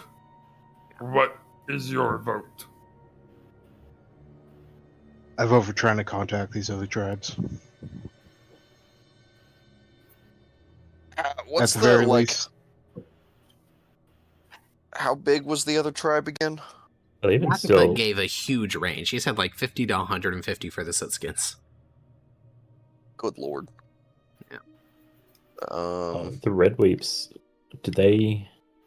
Would they have encountered these other tribes when they were leaving? Where did they? The best path that you can construct for the Redweeps goes something like, I'll use dark red to mark it. They went like this. They just went up and then right back down. Yeah. Oh, they went down the pitch stair, not the yard stair. Yeah, they went down the pitch stair. That's what I mean. They went like, and yes, they did go straight through. They went straight through the heart of your territory, which is why they went near the fungal farm, but they didn't get near the golem thing. They went straight through. They didn't even go up to the split head or the bellhung. Mm-hmm. Honestly, you're not even sure how quickly they did it. There's a non-zero chance they did it in like 2 hours, and you spent 4 days in the golem thing for nothing. Well, to be fair, they did go out for the fungal group. Oh. Yeah, I mean, they did go within very close to the fungal farm, yeah. No, I'm saying like the fungal group that separated went out. Oh, yeah. Those guys went out 2 days later. So I guess that is that does help you establish timeline. Yeah, true. You do have some. You do have a point there. But yeah. I mean, are you gonna force like a decision on this now, or are you just gonna let some days pass? I think we should vote now. Okay. Well, Rathaclick votes for moving, because if you guys had fought and won, he would have considered that, but you guys hid, so he votes on moving. I vote for contacting another tribe. Hiss, Blam, Murdoch. What is the game plan after contacting another tribe if we do that? We'll either have more people for the migration, or we'll have more people and ideas for the defense. We do not want Right, more so- people for migration. It is more mouths to feed and more water to have. Those will both be problems as we are on the move. Indeed. If we are leaving, we would not be taking everyone. We'll leave behind the sick, the infirm, the children, the weak fighters. I prefer to leave.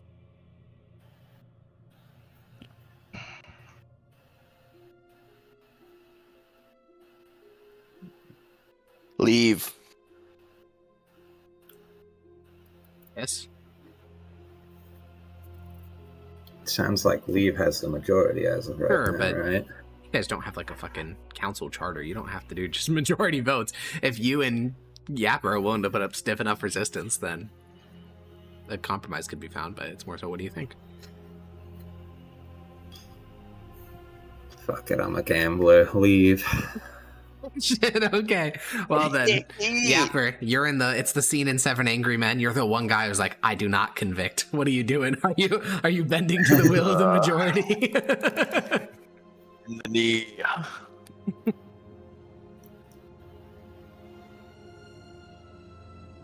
So how many are we losing if we leave? I think Rathaclick will think and say, well, the children is obvious. They are useless, they eat food, they drink water, we will leave them here. I believe we should also leave behind the weakest of the goblins. Everything else should be fine.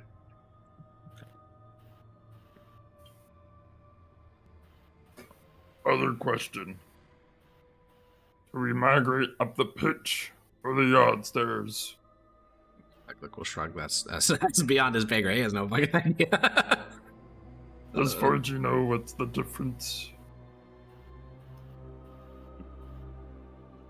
Yeah, I mean, you guys can call for Forge and Whelp, which are actually from each of the respective stairs. So Forgy is from the Yod stair. At the top of the Yod stair is Guthric, which is where the Boyle sons live. Between the top of the Yod stair and the where you guys are is the Trade Deep, which everyone else calls the Middle Deep. That's not what you guys call it. You guys call it the Trade Deep because it's different. It's not middle for you. But yeah, so those are the next two destinations along that track. It's rumored to be infested by Otyugs. Along the pitch stair, you can expect to find also the Trade Deep, and then you can expect to find a place that Whelp calls the Grand Atrium. And then if you go down, there's a Mithril Mine, which is where he's from. And if you go up, there's Berag Doom, which is where the Crown Lickers live, which is one of the oldest tribes in the entirety of Dravos Karag, potentially the oldest. Yeah, I think those are. I think I just summarized all the information you guys know about the layout of Dravos Karag. Yeah. Okay, From Welpin. so just recalling real quick. Up the Yod stairs is the Trade Deep and the Boyle Sons. So many Otyugs. Up the pitch stairs is the Trade Deep as well, a little bit of it. The Mithril Mine and the oldest tribe, Barag Doom. Yeah, basically. Is there anything I missed there? No, I mean, I think that's about it. So the Trade Deep is either way, and then at the top of one you have Gomrek, and at the top of the other you have the Grand Atrium. And Grand Atrium is attached to a bunch of other shit. Yeah. So, what sounds most appealing to you all?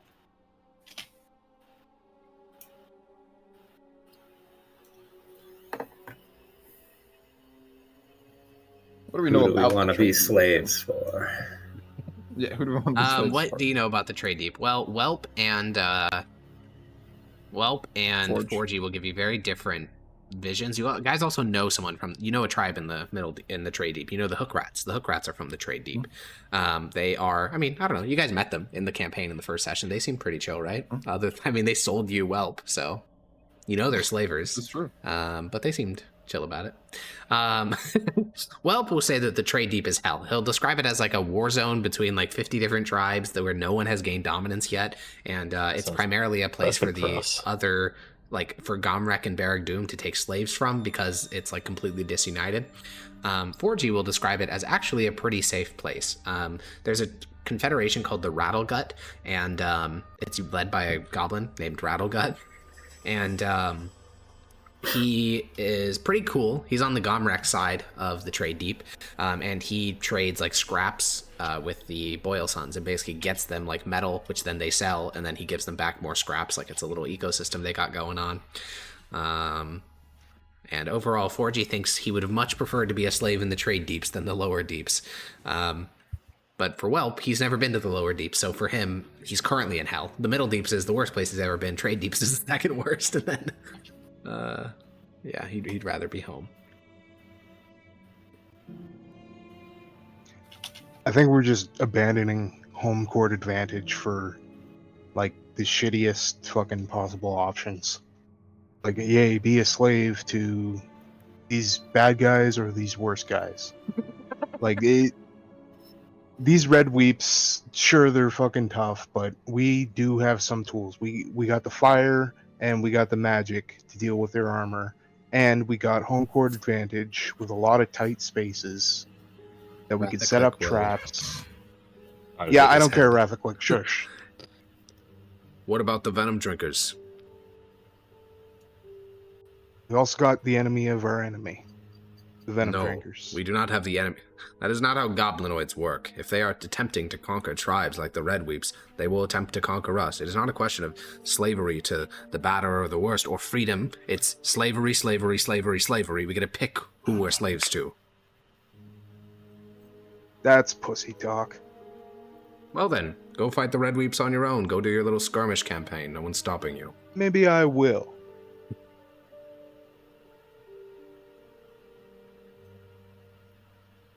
There is a lesser of evils. I don't know who that is yet. It'll be difficult to find, but there is one. There has to be. It's us, on our own. So you say.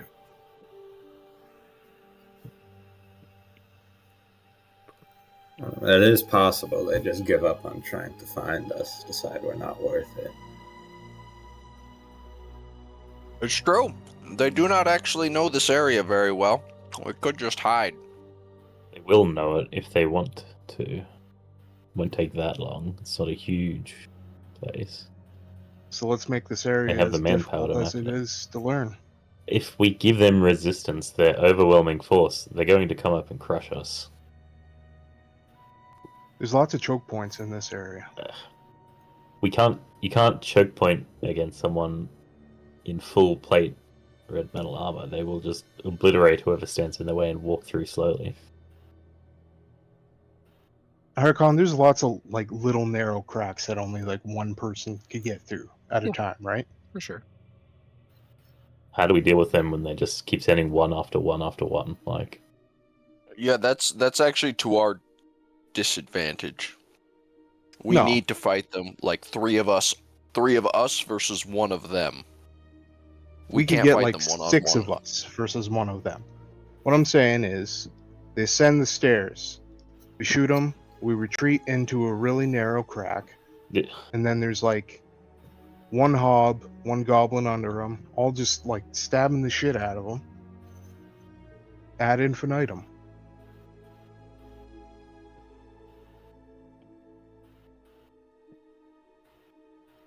I mean, how long can we maintain that for? Longer than them. I don't know.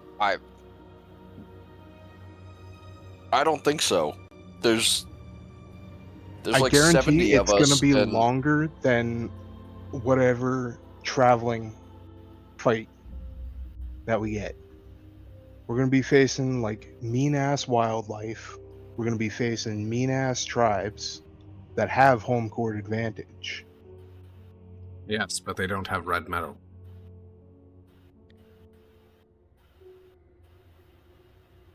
That's just true. What They do we can know of the just- technology in the trade deep? Well, you guys know them. You guys have met the hook rats, so just use that as your basis, because those are the only people from the middle deep or the trade deep you've met. I think Yeah, we're God. better. We would have a better chance in the chaos of the trade deeps. If we're going to exist anywhere, having just one or two overwhelming foes seems impossible to contend with. We'll just be destroyed or completely consumed.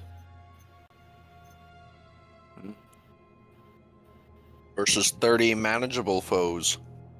Well, they can't all focus on us. They have to. Well, yes, but the point is they are manageable in the first place. Yeah. Well,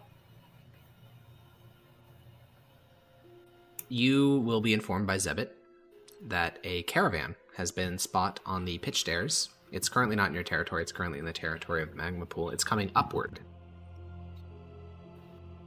from the Great Stair. Do we know who they are? Your guess would be venom drinkers because they're not wearing red metal. Also, the Redweeps have never been traders in the past. Like they didn't do that. It's about 4 goblins with a single pack that they're carrying up the stairs. Yeah, we definitely want to talk to them. Okay. You guys head out towards the pitch stair, interrupting the meeting partway through. You go to your usual. You meet all your traders at the exact same spot. It's how they know that like it's you, and not like. And so you just wait there. Eventually, the 4 goblins ascend the stairs, and venom drinkers are an interesting bunch. You've only ever met goblins from their tribe. You know there's other ones, there has to be, but you've only ever met the goblins. They have very vicious faces. They have, they're always armed with half a dozen different daggers. They always have poisons, scorpions, like live scorpions, all sorts of different things on them. Today's no exception. The porter that's carrying the bag has a bunch of little like wooden cages at his waist and mushroom fiber cages, which contain all sorts of little creatures, scorpions, spiders, skinks, things like that. And the 4 will come to a halt about, 60 feet away from you. The porter will walk forward. None of them are particularly portly. They're all rather skinny. The porter that walks forward, he has several recent cuts on his face. And he'll kind of flip around the bag and set it down on the stone in front of him and say, "Well, we don't have as much as usual, but we're willing to do some trade. We're looking for metal, if you have any." We have lots. What type? We got bronze, we got slag. What else do we have? A little bit of Do copper. we have bronze? I thought we had copper. We got bronze. We found bronze in the forge. Well, we don't need slag. Copper or bronze are valuable. Anything else?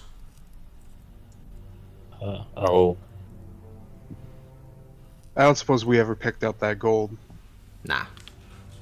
No. I think he Did will. we have His red eyes will metal? kind of. You do. His eyes will drift towards Mardek's armor and say, "Oh." Also, I have the spear on me still. He'll glance at you too. Where did those come from? We've been killing Redweeps. Oh, they've been coming up here. On this stairs? Yod. They've been going down these stairs. Makes sense. Makes sense. Well, I assume you'll want to keep that. Oh, for sure. All right, then we'll talk about copper and bronze. He'll open up the pack.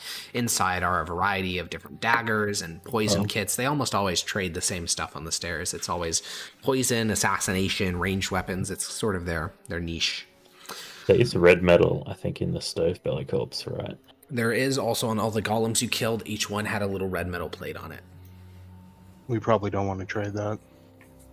You could trade one of them for some of that venom or that poison. Yeah, it's not like we can forge it. We don't have any Forge, he access to sucks it ass. right now. Well, I think we should probably get rid of the bronze first. Yeah. All right, how much bronze do you have? Oh, about 180 pounds. Well, we can't take all of it. Gobble. And one of the other goblins will glance over. Are we headed back after this, or are we going to continue on up? Gobble kind of shrugs. Gobble will walk over. Why? What do they have? And the porter will say, well, they're saying they have 180 pounds of bronze. The two will kind of look at each other. One of them kind of does the unconscious gesture of rubbing his hands together. It doesn't take an insight check to know that he is very excited to hear that. And the porter will say, we can make a deal. I have some giant scorpion venom in here. Very valuable, as you know. I'll trade it for 45 pounds of bronze. Throw in a poisoner's kit, too. Deal. Right about. Sounds good. I'm gonna He'll reach into his pack and hold up a single vial. I'll whisper to someone next to me. Shouldn't we also get information? Yeah, tell us about your war with the Redweeps. How's that going? How'd you hear about that? Oh, they fucking crawl up here, the little slime balls, and we got some paying boys torturing them. Well, here's your scorpion venom, and he'll reach in and gather together the supplies and basically give you a little kit of just different items required to forge natural substances into poisons. He'll hand that over, and he'll say, all right, 45 pounds of bronze. Are they still occupying that junction? The yard and the pitch? 45 pounds of bronze.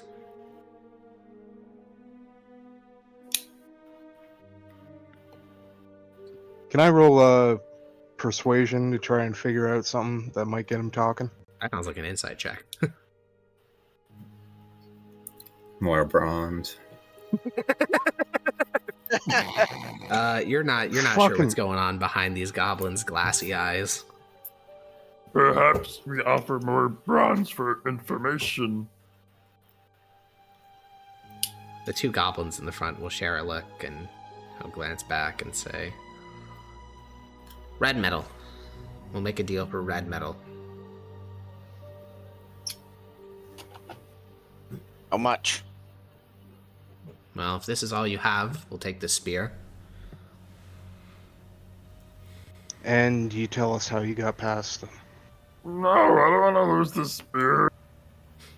We can give them the plate. We have the plates. Oh, You want to offer us the plate? We'll take the plate. No, not this the plate's from plate. Golem. Golem. Plates. Oh, Little spider golem. The Redweeps brought golems? yes, we defeated them. What type? Oh, sorry. I forgot. You don't know the classification system. How big were they? We know See, the those ones were- classifications. Those ones weren't class. How much are you We going to fought a pay us class for that 5. info? Hey, We can don't trade pay for what's information. given for free. hush. Yeah. Well, the spear, and we'll answer your questions about the stair. If not, we'll wait for our 45 pounds of bronze and be on our way. They're not interested in trading the other red metal bits we have. How big are these? How much do they weigh? I need dimensions. Oh, we'd have to assemble and The measure spear them. weighs what? 2.5, 3 pounds? I need around 3 pounds. Well, how much do we have? He'll sit DM? down and start to set up his little scale. He weighs down a couple of rocks on one end. Yeah, how much do we have in Ballpark figure. worth of plates? Yeah, so you guys got 20 skitter golems. You processed all of them. Each of them had a little red metal medallion that weighed about an eighth of a pound. So if you add all those up, I think that leaves you... He basically wants every single one of your plates from the skitter golems. I think is the math on that, right? Because it's an eighth of a pound, you have 20. That's two It eighths. also says Stove's Belly had red metal in his Yes, corpse. yes. Stovebelly, So, his... how much I don't is- think you processed his yet, because that requires kind of advanced processing. But... It is all 20 is of the eighth of pound plates is exactly 2.5 pounds. There you go. So he basically... That's crazy. I didn't know the math would work out that well. Yeah, he basically wants all of that. Negotiate for 2. 1 pound. Red metal worth lot. Roll a persuasion check, Munch. Munch was just saying that aloud, but sure. I mean...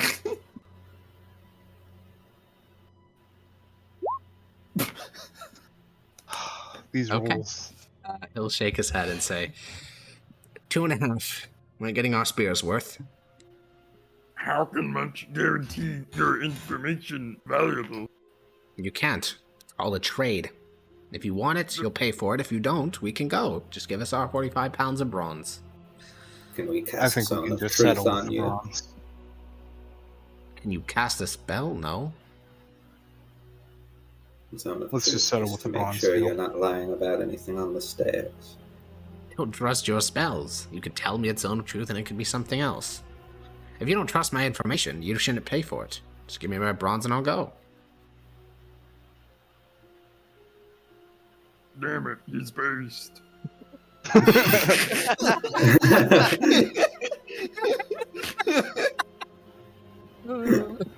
Based on what, Lib?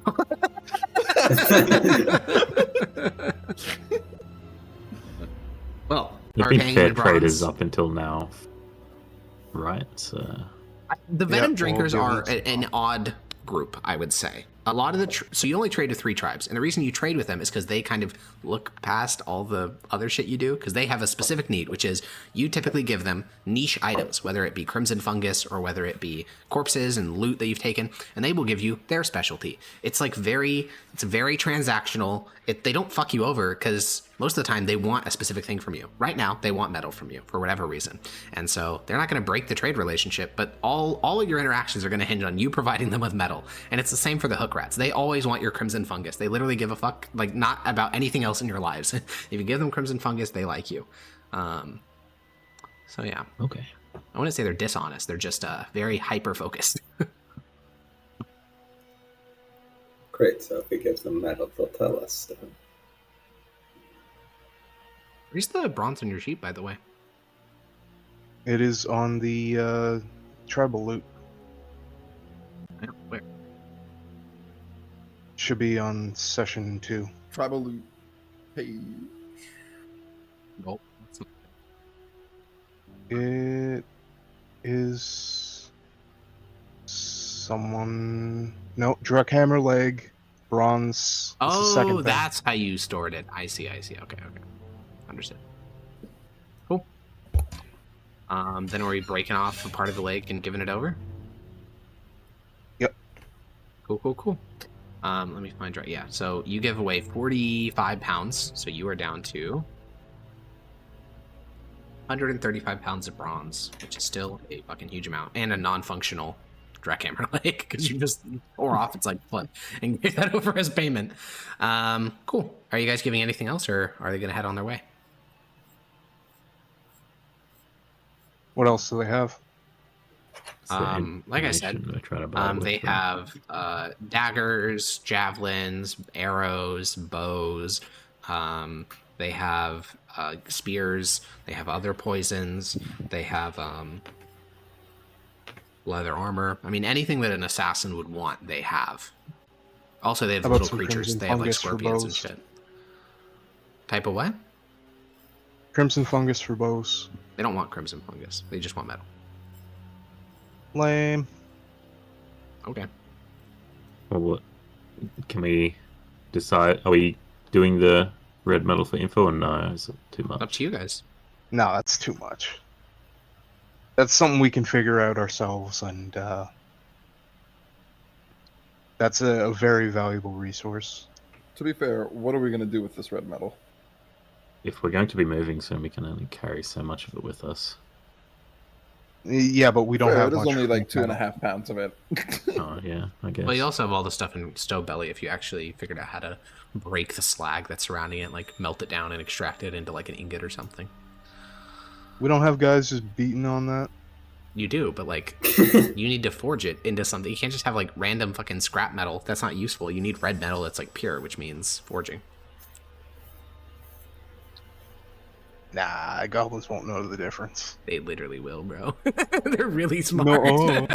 That's all they know is metal. Literally not a single goblin you've encountered is dumb. They're just like, I don't know, they're just not dumb. Goblins. They're just like, yeah, they're just goblin. They have like flaws, but they're not dumb.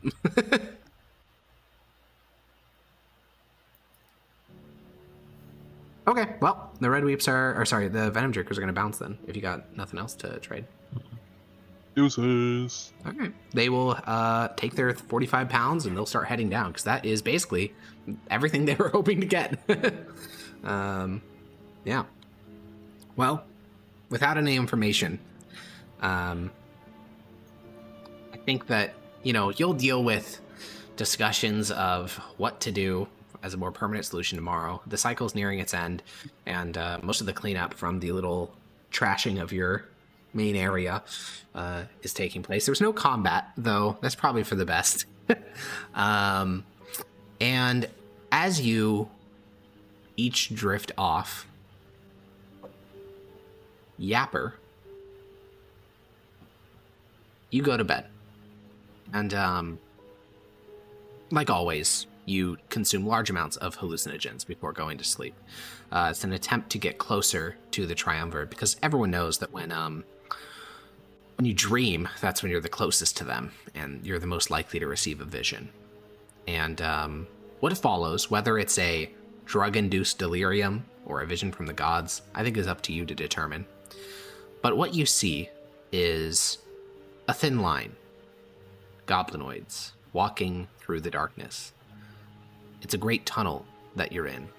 It's a tunnel that stretches miles in all directions. It's old, it's dwarvish, it's carved deep into the earth, and it leads towards a shaft of light at the end and emerges from darkness behind. There are dogs biting at the heels of those in the far back, dogs with the bodies of quaggoths and the heads of rabid dogs, and the 20 flee towards the pillar of light in the distance, and those 20 goblinoids, some of with faces that you recognize, Blam, Mardak, Hiss, Munch, but others that you don't recognize, reach the pillar of light, and then you wake up.